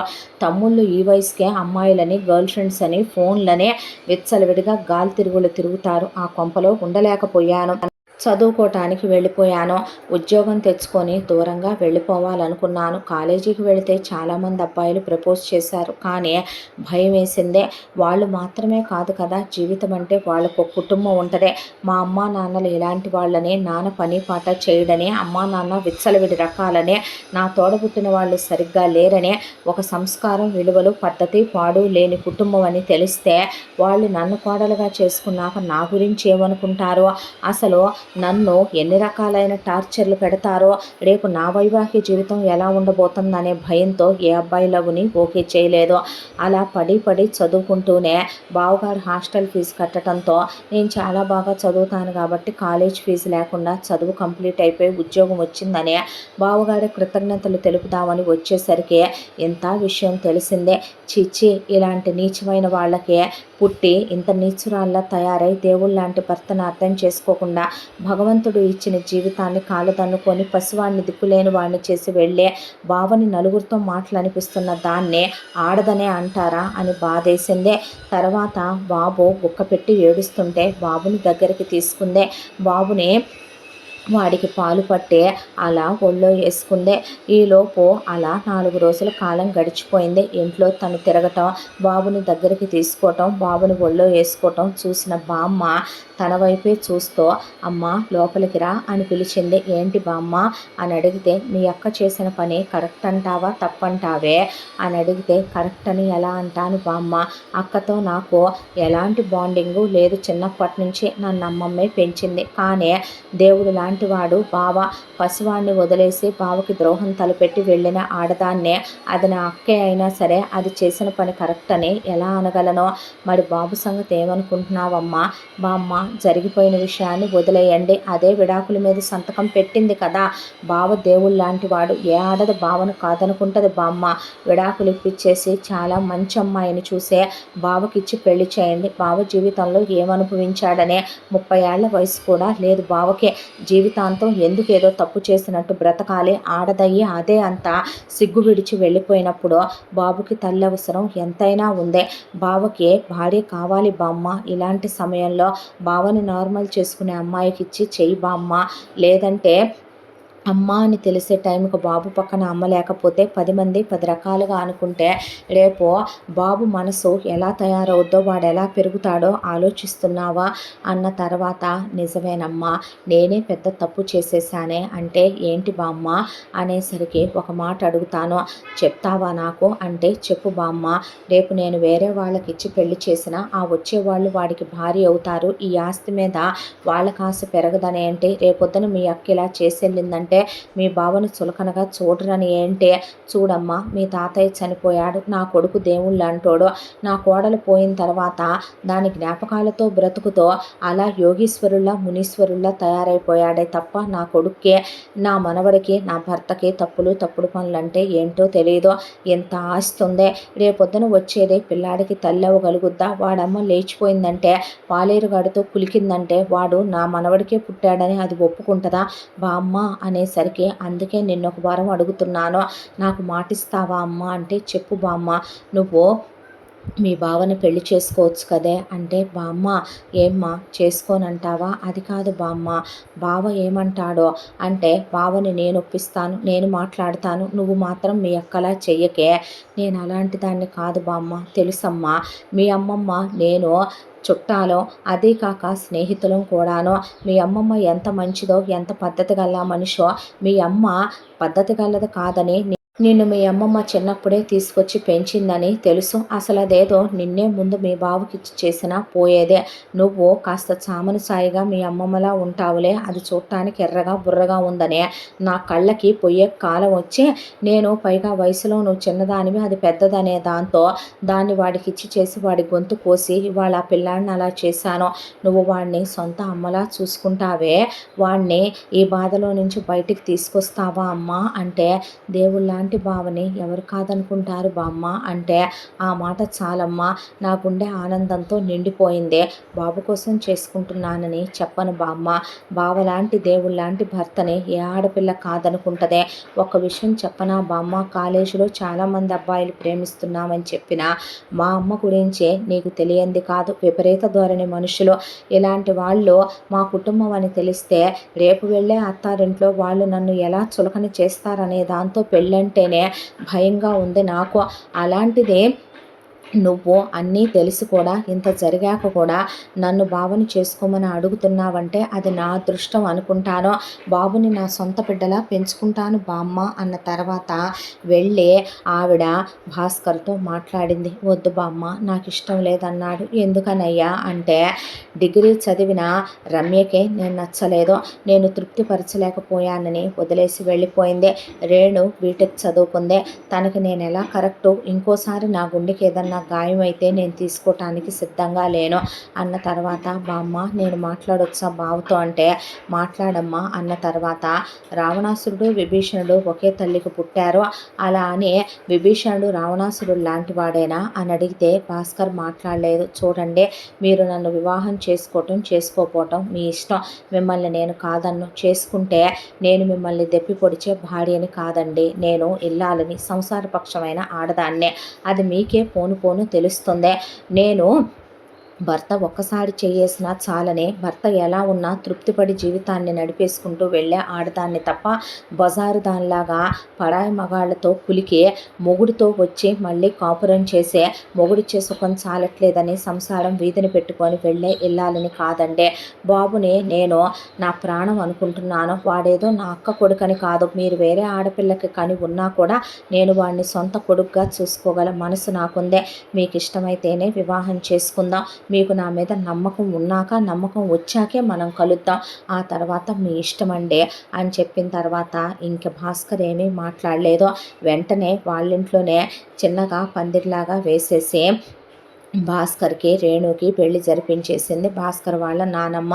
ఇక నీ సంసారం ఏదో నువ్వు చూసేసుకో, జాగ్రత్తగా ఉండు, మాకు ప్రతి నెల డబ్బులు పంపించడం మర్చిపోబాకని చెప్పి పూర్ణ సుబ్బారావు కొడుకుల్ని తీసుకొని అక్కడి నుంచి వెళ్ళిపోయారు. శోభనం ఏర్పాట్లు చేసి గదిలోకి పంపించారు. భాస్కర్ అలా కూర్చున్నాడు. రేణు వెళ్ళి పక్కన కూర్చుంది. కూర్చున్న తర్వాత ఆ ఉత్తరాలే చదువుతూ కూర్చుంటే అవి చేతిలోకి తీసుకొని పడైపోయింది. వద్దు, కొన్ని జ్ఞాపకాలు ఎప్పటికీ గుర్తుండాలంటే వద్దండి, ఆ జ్ఞాపకాలు గుర్తుపెట్టుకునేంత గొప్పవి కాదు, వాటిని గుర్తు చేసుకుంటూ మిమ్మల్ని మీరు చిన్నపుచ్చుకుంటే నేను చూడలేను. అమ్మాయిగా నాకు మీ మీద కొన్ని ఎక్స్పెక్టేషన్స్ ఉంటాయి. జరిగిపోయింది పీడకలు అనుకోనే, గతాన్ని గతంలోనే కలిపేసి మర్చిపోండి. ఒక్క విషయం చెప్పమంటారా, మనం కొంతమంది మీద ఆశలు పెంచుకుంటాం, ఎక్స్పెక్టేషన్స్ పెంచుకుంటాం. ఒక మనిషి మనకి ద్రోహం చేశాడు అంటే మనం వాళ్ళ మీద ప్రేమను పెంచేసుకున్నప్పుడు ఆ ద్రోహం, ఆ బాధ మనని ఎంతగా తొలిచేస్తుందంటే, వాళ్ళు మనని ప్రేమించకపోవచ్చు, వాళ్ళకి మనతో మధుర జ్ఞాపకాలు లేకపోవచ్చు, కానీ వాళ్ళ జ్ఞాపకాలతో మనం ప్రతిక్షణం రగిలిపోతూనే ఉంటాం. వాళ్ళు మిగిల్చిన చేదు జ్ఞాపకాలతో మన గుండె తూట్లు పడిపోతూనే ఉంటుంది. కానీ అవన్నీ మీరు పూర్తిగా మర్చిపోవాలని నేను మనస్ఫూర్తిగా కోరుకుంటున్నాను. మిమ్మల్ని నేను ఈరోజు కలవద్దంటలేదు, మీరు కలవనన్నా మిమ్మల్ని కలవమనే నేను తొందర పెట్టను లేదో. నాకు బాబు మీరే ప్రపంచమని మర్చిపోకండి, మీరు తప్ప నాకు వేరే లోకం లేదని మర్చిపోవద్దు. మిమ్మల్ని నేను ప్రేమిస్తున్నాను, ఇష్టపూర్వకంగా పెళ్లి చేసుకున్నాను. భర్తగా మీరు నాకు ఎలా ఉన్నా ఇష్టమే, నాతో ఎలా ఉన్నా నాకు సంతోషమే, నాకు నా జీవితం ముఖ్యం. నిజంగా చెప్తున్నానండి, మా అక్క లాంటి దిగజారిపోయిన ఆడది మీలాంటి దేవుళ్ళలాంటి మగాడిని కాదనుకుందే, మీలాంటి వాడిని కాదనుకునేంత మూర్ఖురాలిని కాదు నేను. మీ ప్రేమ నాకు కావాలి, మీరు ఎంత తొందరగా కుదిరితే అంత తొందరగా జరిగిపోయిన విషయాల్ని మర్చిపోతారని అనుకుంటున్నానండి అని. ఇంకా తనేం మాట్లాడతాడు, భాస్కర్ గుండెల మీద అలా పడుకుంది రేణు. దాంతో ఆ అమ్మాయితో క్లోజ్ అవ్వలేదు, కానీ అలా మీద ఆ అమ్మాయి చేయి వేయించుకొని పడుకుంది. ఆ తర్వాత నేను మా అక్కలా ఎప్పుడూ కాదు, మీ కళ్ళు కప్పి తప్పుడు పనులు చేస్తానని అనుకోకండి, నేనంత నీచమైన దిగజారిపోయిన ఆడదాన్ని కాదండి అనేసరికి భాస్కర్ ఏమీ మాట్లాడలేదు. ఆ తర్వాత ఆ అమ్మాయి భాస్కర్తో సరదాగా మాట్లాడుతూ అలా 2-3 రోజులు గడిచిపోయింది. గడిచిపోయిన తర్వాత రేణుని అసలు ఎప్పుడు ఎవరితో మాట్లాడిన భాస్కర్ వాళ్ళ నాన్న రామ్మ అని లోపలికి పిలిస్తే మామగారు అని లోపలికి వెళితే ఆయన భాస్కర్ వాళ్ళమ్మ ఫోటో చూయించి, చూడమ్మా మీ అత్తగారిని చాలా చిన్నప్పుడు నాకు ఇచ్చి పెళ్లి చేశారు, మహాపతివ్రత, చాలా మంచిదే, చాలా బెరుగుగా నా జీవితంలో కడుగు పెట్టిందమ్మా, ఆవిడతో నాకు ఎన్నో మధుర స్మృతులు, బాబు అంటే నాకు పంచ ప్రాణాలు, మీ అత్తగారు నన్ను వదిలి కాలం చేసి వెళ్ళిపోయిన తర్వాత ఈ ఊళ్ళో చాలా వేశ్యావాటికలు, మాకు తోట బంగ్లాలు ఉన్నాయమ్మా, నా తండ్రికి నాకు నా కొడుక్కే తిరుగుబోతు గుణాలు అలవాట్లేవు, మీ అక్క చేసిన తప్పు నువ్వు చేస్తావని నా కలలో కూడా నేను అనను, కానీ నా కొడుకు చాలా ఓవర్ సెన్సిటివ్ అమ్మా, పైకి అలా కనపడతాడంతే, వాడి మనసు మామూలు చేసే వాడిని మళ్ళీ మామూలు మనిషిని చేయమనే నువ్వు వాడి జీవితంలో నిండు వెన్నెల కురిపించాలని మనస్ఫూర్తిగా కోరుకుంటూ బాబుని నీ సొంత బిడ్డలా చూసుకునే వాడిని జరిగిపోయిన గతం గుర్తురానంత ఆనందంగా ఉంచమని చేతులెత్తి మొక్కుతున్నానంటే మామగారు మీరే చూస్తారుగా నేను ఎలా ఉంటానో అంది రేణుక. మా అమ్మ చూడమ్మా ఇవేంటి తాళాలు, తీసుకో, నీకు నా తర్వాత నువ్వు నాలా ఉంటావని బాధ్యతలు అప్పచెప్తున్నాను, మహానుభావురాలు నా కోడలు, నా కాళ్ళ చుట్టూ తిరిగేదే, నా కన్న కూతుర్లా ఉండేదే, దేవుడు దాన్ని తీసుకెళ్ళిపోయి నా కొడుకు జీవితం చీకట్లో ముంచేశాడు, మీ అక్క వెళ్ళి నా మనవడి జీవితం అలా చేసిందే, నువ్వు సంతోషంగా ఉండు తల్లే అని చెప్పి ఆవిడ తల మీద చేపెట్టి తాళాలిస్తే బామ్మ అన్న తర్వాత పనివాళ్లలో చాలా మార్పు చూసింది రేణుక.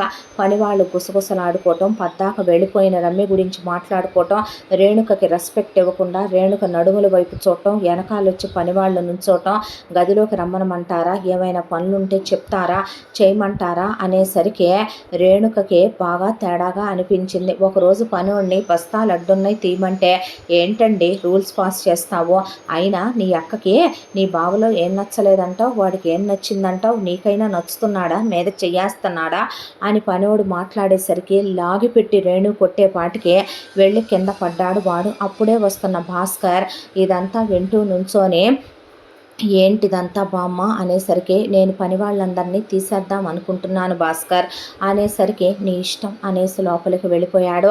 అందరినీ తీసేస్తే బామ్మ నీకు నచ్చినట్టు చెయ్యమ్మా అన్న తర్వాత చదువుకున్న వాళ్ళనే వాళ్ళ పని వరకు వాళ్ళు చేసుకొని హద్దుల్లో ఉండేలాగా కొత్త పని వాళ్ళని అపాయింట్ చేసుకుంది రేణుక.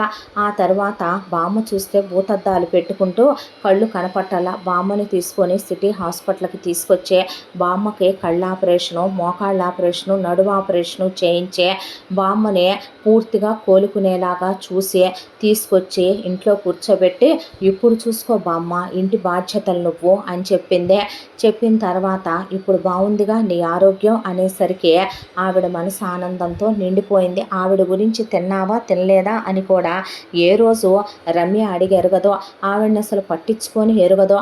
అలాంటిదే ఇదివరకు ఎప్పుడూ ఇంట్లో అన్ని రకాలు వండించేవాళ్ళు కాదు. రేణు వంటమ్మాయికి పొద్దున్నే 4 రకాల టిఫిన్లు, 4-5 రకాల కూరలతో భోజనం, మామగారిని చేయి పట్టుకొని తీసుకొచ్చి కూర్చోబెట్టి ఆయనతో కబుర్లు చెప్పుద్ది, తలకి రంగేసుద్ది, ఆయనకి ఎక్కడెక్కడ పుస్తకాలు తెప్పించిచ్చుద్ది, ఆయనతో బోల్డన్ని కబుర్లు చెప్పి మాట్లాడుద్ది.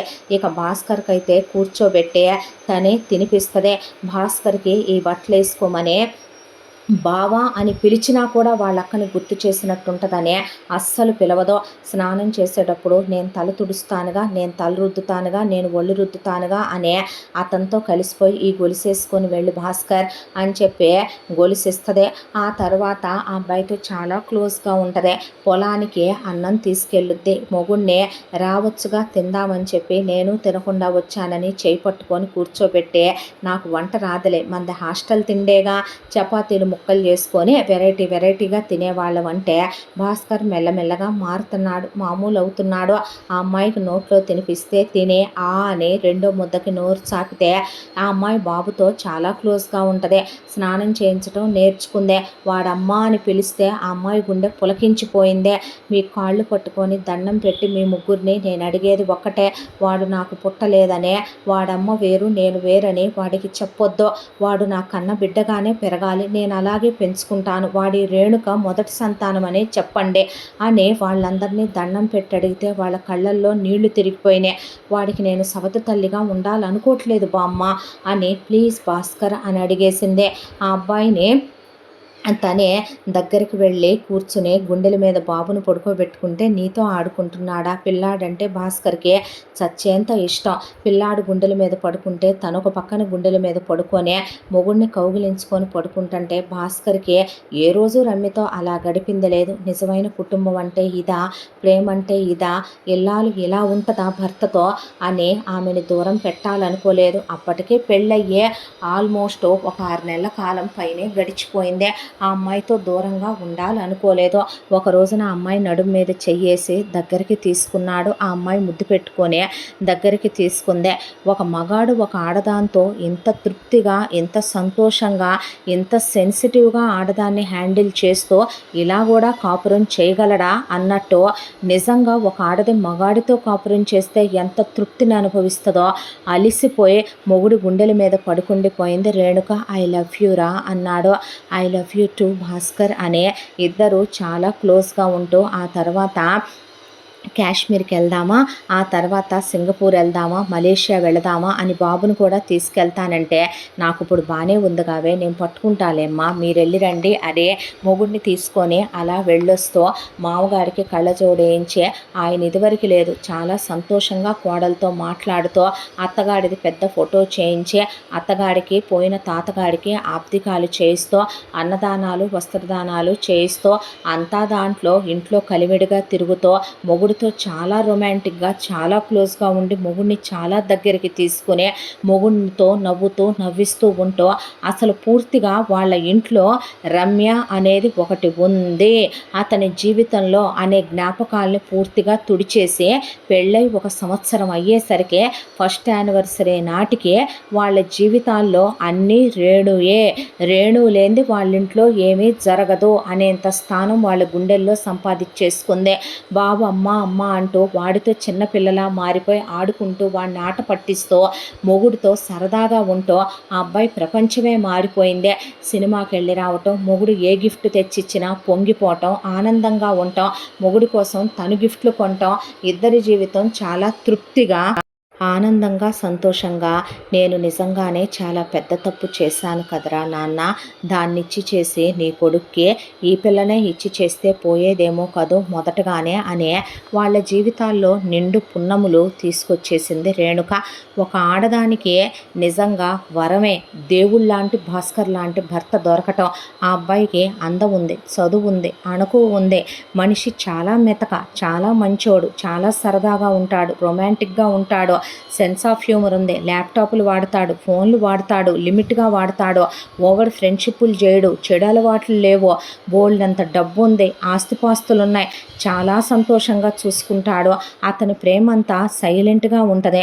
అందరు మగాళ్ళలాగా అతను ఉండలేడు. భర్తని అర్థం చేసుకుంటే ఒక ఆడదాని జీవితం ఎంత తృప్తిగా ఉంటుందో, మొగుడిని బట్టలు వేసుకో అంటే వేసుకుంటాడు, ఇలా ఉండంటే ఉంటాడు, అలా ఉండంటే ఉంటాడు. తన జీవితాన్ని తనే ఆనందంగా నిండు విస్తరిగా మార్చుకుంది రేణుక. ఆ విస్తరిలో తన అందాలని అతనికి వడ్డిస్తూ అతని మగతనాన్ని తృప్తిగా ఆమె అనుభవిస్తూ సంతోషంగా ముత్తైదు జీవితాన్ని దేవుడు ఇంకొక ఎన్ని జన్మలంటూ తనకి మనిషిగా జీవితాన్ని ఇస్తే అన్ని జన్మల్లో తనకి భర్తని చేయమనమనే పూజలు, నోములు, వ్రతాలు, యజ్ఞాలు, యాగాలు చేస్తూ బాబుతో తృప్తిగా వాడికి అమ్మ అనే మాట వరుసకు కూడా వాడు తనకి పుట్టలేదు అనే అక్క కొడుకని కల్లో కూడా అనుకోనే వాడిని పెంచింది కాదు. ఊళ్ళో వాళ్ళంతా పోయిన పెళ్ళామో ఆడిని అర్థం చేసుకోలేకపోయిందే, పోయిన పెళ్ళాం ఇలా ఉండలేకపోయిందే, ఇదే తెలివైనదే, పైగా వయసులో చిన్నదే, అందంగా లేకపోతే ఏమైందే, వాడే మనసులో కొలువై ఉందే, ముసల్దాంతో ఎంతో బాగుంటుంది, మామగారితో ఇదివరకు లేదు, ఎంతో సంతోషంగా ఉంటుంది, వాడెంతో ఆనందంగా ఉంటున్నాడు, అంతే. దేవుడు పళ్ళెంలో అన్నీ పెట్టి వడ్డిస్తే కాలదన్నుకుంటారు కొందరు.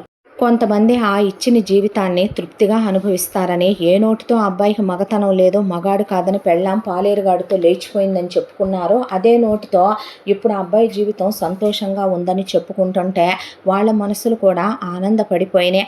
ఇలా వీళ్ళ జీవితాలు సంతోషంగా ఉండగా ఒక రోజున తుఫాన్లాగా పూర్ణ సుబ్బారావు కొడుకుల్ని తీసుకొని వచ్చి, ఏంటే నువ్వు మాకు వారం వారం డబ్బులు వేయట్లేదు బ్యాంక్ అకౌంట్లో, ఇక్కడ పరిస్థితులు ఎలా ఉన్నాయోనని, వస్తే తంతారేమోనని రాలేదు తెలియదులే కానీ నువ్వన్నా సరిగ్గా కాపురం చేస్తున్నావా, నువ్వే పాలేరుగాడినో ఏ గుమస్తాగాడినో సూపర్వైజర్గాడినో మరిగావా అనేపాటికి కొడితే చెప్పు తెగిపోద్దమ్మా, నీకు నా గురించి బాగా తెలుసు అందరేణు అనేసరికి అల్లుడు ఓ 10 లక్షల డబ్బులు అవసరం చెక్కురాయ్ అనేపాటికి ఏం మాట్లాడకుండా భాస్కర్ చెక్కు రాసి ఇవ్వబోతే చెక్కు తీసుకొని చించేసింది రేణు అంటే నువ్వాగు భాస్కర్ అని ఎందుకు ఇవ్వాలి మీకు మేము డబ్బులు, నువ్వేమైనా కూతుళ్ళని అమ్ముకునే వ్యాపారాలు పెట్టావా ఏంటే పనికి మాలిందానా, ఎందుకు ఇవ్వాలి, తాత నానమ్మ అమ్మమ్మ తాతయ్య ఇచ్చిన ఆస్తులన్నీ కరగతిని వీడు పని పాట చేయకుండా కూర్చొని నువ్వు వీడు కలిసి అమ్మా నాన్నలని చెప్పుకోవటానికే, అసలు అమ్మా నాన్న అంటానికే కళంకం తెచ్చే బతుకులు మీ పెంపకంలో పెరిగే అది గాలిగా తయారయ్యి తిరుగుబోద్దయ్యే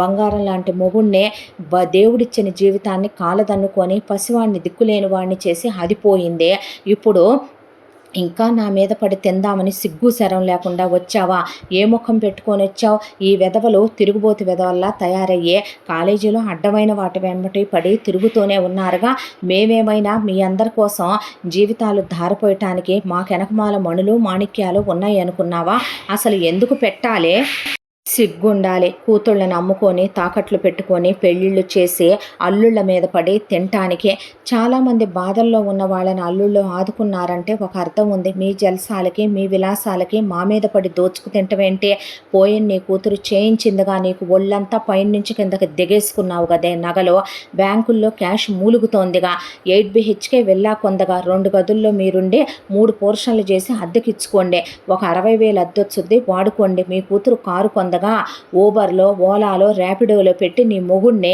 వెళ్ళమను, ట్యాక్సీ మీద ఏసీలో కూర్చొని ఒళ్ళు కదలకుండా వెళ్తే రోజుకు 2,000 వచ్చినా రోజుకు 1,000 పెట్రోల్కి తీసేసిన ఒక 1,000 రూపాయలు నీ మొగుడికి బాడుగు డబ్బులు మిగులుతాయి, 24 గంటలు ఇప్పుడు కూడా నీ మొగుడితో కులికి పడకటింటి కాపురాలు చేయాలని బతుకు చెడా నువ్వు అనేపాటికి నీకెంత పొగరు పట్టిందే, ఎందుకు పట్టిందే పొగరు, ఎందుకు పట్టింది గర్వం, ఇది నా అత్తారిల్లు, ఆయన నా మొగుడు, ఆయన నా మామగారు, అది నా బామ్మ, ఇది నా ఇల్లు, వాడు నా కొడుకు, ఎందుకు ఇవ్వాలి మీకు డబ్బులు, ఈ ఎదవలకి MBBS దాకా పోయిన నీ పెద్ద కూతురు డబ్బులు కట్టిందిగా, ఆ తర్వాత చేసుకోమను డాక్టర్లుగా వర్క్ చేసుకుంటూ అప్రెంటిస్లుగా ఆ డబ్బులతోనే చదువుకోండిరా, పీజీలు MDలు చేసుకోండి, డబ్బున్న అమ్మాయిల్ని ప్రేమించారుగా వాళ్ళని పెళ్లి చేసుకొని ఇల్లరికి వెళ్ళిపోయి మీ బతుకులేదో మీరు బతకండి, మేమెందుకు ఇవ్వాలిరా మీకు, మాకేం అవసరం, మర్యాదగా బయటికి నడవ్వే అనేపాటికి ఆ అమ్మాయి మీద చెయ్యెత్తి జుట్టు పట్టుకొని అమ్మా నాన్నలు కొట్టబోతే బామ్మ ఏమే ఒళ్ళు బలిసిందా, మా ఇంటి కోడల మీద చెయ్యెత్తుతున్నావు అనేపాటికి ఆ అమ్మాయి నా కోడలని మర్చిపోయి చెయ్యెత్తి కొడితే ముక్కలు ముక్కలుగా నరికేస్తా, నా గురించి బాగా తెలీదు అన్నాడు భాస్కర్ వాళ్ళ నాన్న, ఆశ్చర్యపోయి హడలిపోయి ఆయన కూడా మాట్లాడతాడా అన్నట్టే నోరెళ్ళబెట్టుకొని చూస్తూ నుంచున్నారు సుబ్బారావు పూర్ణ, నా భార్య మీద చెయ్యేసిన ఇంకొక మాట నా భార్యనన్నా ఈ ఊరు నుంచే మీ బాడీలు వెళ్ళవు జాగ్రత్త, నేను చేతగాని వాడిని కాదని గుర్తు పెట్టుకో నువ్వు అన్నాడు భాస్కర్, దాంతో దడొచ్చేసి నువ్వు బాగుపడవనే పోవమ్మ, మహాపతివ్రతల శాపాలు పెడితే జరుగుతాయి అనుకుంటారు, నీలాంటి వాళ్ళు శాపాలు పెడితే అవి జరగవలే కానీ వెళ్ళి పని చూసుకో అనేసిన తర్వాత ఆశ్చర్యపోయారు వాళ్ళు ఆ అమ్మాయిని చూసే, ఎవరికి నువ్వు ఏ రూపాయి పంపొద్దు, నాకు ఇష్టం లేదు, వాళ్ళకి ఏమన్నా కాళ్ళు పడిపోయాయా చేతులు పడిపోయాయా, ఏమన్నా చచ్చుబడిపోయి మంచంలో పడి ఏడుస్తున్నారా, వాళ్ళ బ్రతుకులు వాళ్ళు బాగానే బ్రతకగలరులే భాస్కర్ అనేసింది, ఆ అమ్మాయి నిండు జీవితం చూసి ముచ్చటేసేది బామ్మకి, భాస్కర్ వాళ్ళ నాన్నకి భాస్కర్కి, పొద్దున్నే లేస్తుంది, ఇల్లంతా తిరిగి పనులు చేయించుకుంటుంది, 4 రకాలు వండించుకొని దిట్టంగా తింటుంది, బాబుతో సంతోషంగా ఉంటుంది, బాబుని స్కూల్కి పంపిస్తుంది, ప్రెగ్నెంట్ అయింది, పాప పుట్టింది, కొడుకు పుడతాడుగా ఈసారంటే ఆపరేషన్ చేయించేసుకున్నాను బామ్మ, నాకిద్దరుంటే మళ్ళీ కొడుకు పుట్టమేంటి, వాడు నా మొదటి కొడుకు, అది నా కూతురు, చాలదా ఏంటి నాకిద్దరు అన్న అమ్మాయి మాటలు, మామగారితో సంతోషంగా ఉంటాం, మొగుడితో సంపూర్ణమైన జీవితాన్ని రొమాంటిక్గా హ్యాపీగా పిల్లలతో చిన్నపిల్లల ఆడుకుంటూ రకానికో చీర కట్టుకుంటుంది, రకానికో నగలేసుకుంటుంది, ట్రిప్పులకి వెళ్ళొస్తుంది, బామ్మతో కబుర్లు చెప్పుద్దే, బోల్డన్ని వంటలు వండించుద్దే, తృప్తిగా తింటదే, ఇల్లు శుభ్రంగా ఉంచుద్దే, మొగుడితో కలిసి సుఖంగా ఉంటుంది, ఇంకేం కావాలి, ఎంత దాంట్లో వెళ్ళిన రమ్యని పడక సుఖంలో పెట్టి పాలేరుగాడి కొడుకు శుభ్రంగా రమ్య దగ్గర ఉన్న డబ్బులు నగలు మొత్తం తీసేసుకున్నాడు. వాడక్కడ ఒక అమ్మాయిని చూసుకున్నాడు, ఎంఎస్ కంప్లీట్ చేసుకున్నాడు. వేరే స్టేట్కి వాడు జాబ్ వస్తే శుభ్రంగా అక్కడికి మారిపోతూ వాడు పెళ్లి చేసేసుకున్నాడు అవతల అమ్మాయితో. వాడేమీ రమ్యని పెళ్లి చేసుకోలేదు. వాడమ్మ బాబుల్ని తీసుకొని వాడు వేరే స్టేట్కి వెళ్ళిపోయాడు. అక్కడి నుంచి రమ్య దగ్గర రూపాయి లేక ఇండియాకి తోలేశారు. ఇండియా వచ్చి అమ్మా నాన్నల్ని కలుసుకుందే. ఇలా జరిగిందనే విషయం వాళ్ళకి చెప్పిందే. నీ బతుకుని నువ్వు కాలుదన్నుకొని పోయావు, కానీ నీ చెల్లెలు వాడిని పెళ్లి చేసుకొని బాగానే కులికి సుఖాలు అనుభవిస్తుంది అన్నాక పిల్లాడిని అడ్డం పెట్టుకొని కోర్టుకు వెళ్ళి కేసేసిందే. పిల్లాడిని నాకు ఇచ్చేయాల్సిందే నందే. చెప్పు తీసుకొని కొడతామని రమ్య చేసిన దానికి రాసెళ్ళిన ఉత్తరాలకి మొత్తం కోర్టులో అన్ని లాయర్ చూపించే డబ్బులున్నాయి కాబట్టి రేణు వాళ్ళ వైపే వాదిచ్చాడు లాయరు. అంతా దాంట్లో ఇంతని పిల్లాడిని కన్నందుకు నాకు లెక్క కట్టి ఇచ్చేయి అనే పాటికి చెప్పు తీసుకొని భాస్కర్ పడేసి కొట్టేసరికి అదిరిపోయింది రమ్య. నా కూతురునే కొడతావా అనేసరికి సుబ్బారావు కూడా పడ్డాయి భాస్కర్ చేతిలో. పూర్ణని రేణుయే కొట్టిందే. సిగ్గులేని మంద డబ్బుల కోసం పసివాడిని అడ్డం పెట్టుకొని డబ్బులు కాజేద్దామని వచ్చారా అనే పాటికి కేసు కొట్టేసింది కోర్టు. పిల్లాడిని కంప్లీట్గా భాస్కర్కి రేణుకి అప్పచెప్పేసింది కోర్టు. ఆ తర్వాత చేసేదేమీ లేక ముందు కొడుకుల ఎంబీబీఎస్లు కంప్లీట్ అయిపోయినాయి. ఇక వీళ్ళ దగ్గరున్న యూజ్ ఏమీ లేదని వాళ్ళు బాగా డబ్బున్న అమ్మాయిల్ని ప్రేమించి వాళ్ళని పెళ్లి చేసేసుకొని అత్తామామల ఇళ్ళకి ఇల్లరికి వెళ్ళిపోయి వాళ్ళ అడుగులకు మడుగులొత్తుతో ఎండీలు చేసుకుని డాక్టర్లు చదివిన పెళ్ళాలతో వాళ్ళు హాస్పిటళ్ళు పెట్టేసుకొని వీళ్ళతో తెగదెంపులు చేసుకొని వెళ్ళారు. ఉన్న ఆస్తంతా పూర్ణ సుబ్బారావు రమ్య కలిసి కరగతినేసి మొత్తం అవజేశారు. సుబ్బారావు పనిచేయడు, పూర్ణ పనిచేయదు. అంతా దాంట్లో ఇప్పుడు వీళ్ళని పెద్ద కూతురు పోషించి పెద్ద కూతురు మీద పడి తినాలి. ఒక ఆఫీసులో ఉద్యోగానికని వెళ్ళిందే. బాసుగాడి కన్ను రమ్య మీద పడిందే. దాంతో వాడు రమ్యతో ఒక ఇల్లు తీసుకొని కాపురం పెట్టి జీతం కన్నా 3 ఇవ్వటం మొదలుపెట్టాడు. రమ్యకి వాడితో తిరగటం, చెడు తిరుగుళ్ళు తిరిగేయటంతో విపరీతంగా వ్యాధులు కమ్ముకున్నాయి. డాక్టర్ల దగ్గరికి వెళ్ళటం, మందులు వాడటం, డబ్బులు తేవటం, అమ్మ వాళ్ళని సుఖపెట్టడం. ఆ తర్వాత కొన్నాళ్ళకి వాడు వదిలేశాడు. ఇంకో చోట చేరిందే. అక్కడ సేమ్ పరిస్థితే. ఇంకొకటితోనూ చెయ్యించుకుందే. ఈసారి వీడి దగ్గర అయినా ఎక్కువ మొత్తంలో నొక్కవే. పోయినసారి దరిద్రుడు వదిలేసిపోయాడు అంటే ఈసారి వీడు వదిలేస్తే ఇంకొకటి దొరకడా ఏంటి అనే తిరుగుబోద్దాన్లా తయారైపోయి కూతురు మీద పడి బతికేస్తూ దిగజారిపోయి వీళ్ళ బ్రతుకులు అలా తెల్లారిపోతున్నాయి. సంపూర్ణమైన జీవితం ఒక స్త్రీ భర్తతో, బామ్మతో, మామగారితో, బిడ్డలతో అనుభవిస్తూ రేణు జీవితం బంగారంలాగా పండే సంతృప్తిగా ఉంది. భాస్కర్తో ఆ అమ్మాయి జీవితం. ఎంతకన్నా ఒక ఆడదానికి ఏం కావాలి? ఎవరైనా వాళ్ళ జీవితాన్ని వాళ్ళు ఆనందంగా మలుచుకోవటం, అందమైన కుటుంబాలని నిర్మించుకోవటం వాళ్ళ చేతుల్లోనే ఉంటుంది.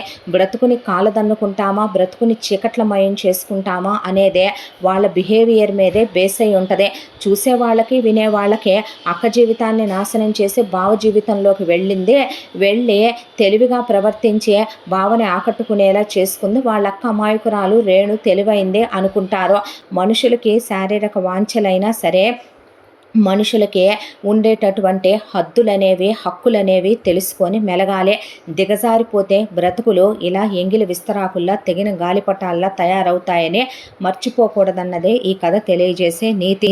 మగాడిలో మంచితనాన్ని చేతగానితనంలా తీసుకుని దేవుళ్ళలాంటి భాస్కర్ లాంటి వాళ్ళకు కూడా కోపం తెప్పించే జీవితాన్ని నాశనం చేసుకుంటారు రమ్య లాంటి వాళ్ళు. మాతృత్వాన్ని దిగజారు చేసుకుని వాళ్ళని వాళ్ళే హీనం చేసుకుని వాళ్ళ జీవితాల్లో వాళ్ళే చీకట్లు నింపుకుంటారు. రేణుక లాంటి వాళ్ళు దేవుడిచ్చిన జీవితాన్నే సంతృప్తిగా సంపూర్ణంగా అనుభవిస్తారు. జీవితాన్ని సంతోషంగా మలుచుకోవటమన్నా, జీవితాన్ని చీకటిగా మార్చుకోవటమైనా ఒక మనిషి చేతిలోనే ఉంటుంది. అది ఎవరెలా మార్చుకుంటారన్నది వాళ్ళ నిర్ణయం మీద ఆధారపడి ఉంటుంది. ఇంతటితో ఈ కథ పూర్తి. మళ్ళీ మరొక మంచి కథతో కలుసుకుందాం. తప్పకుండా మన ఛానల్ని లైక్ చేయండి, షేర్ చేయండి, సబ్స్క్రైబ్ చేయండి, బెల్ ఐకాన్ క్లిక్ చేసి ఆల్ అనే బటన్ని ప్రెస్ చేయడం మర్చిపోకండి. ఇంత మంచి కథను మనకు అందించిన కథా రచయిత్రి సాయి లలిత గారు. మరో మంచి కథతో తప్పకుండా కలుసుకుందాం. Thank you so much.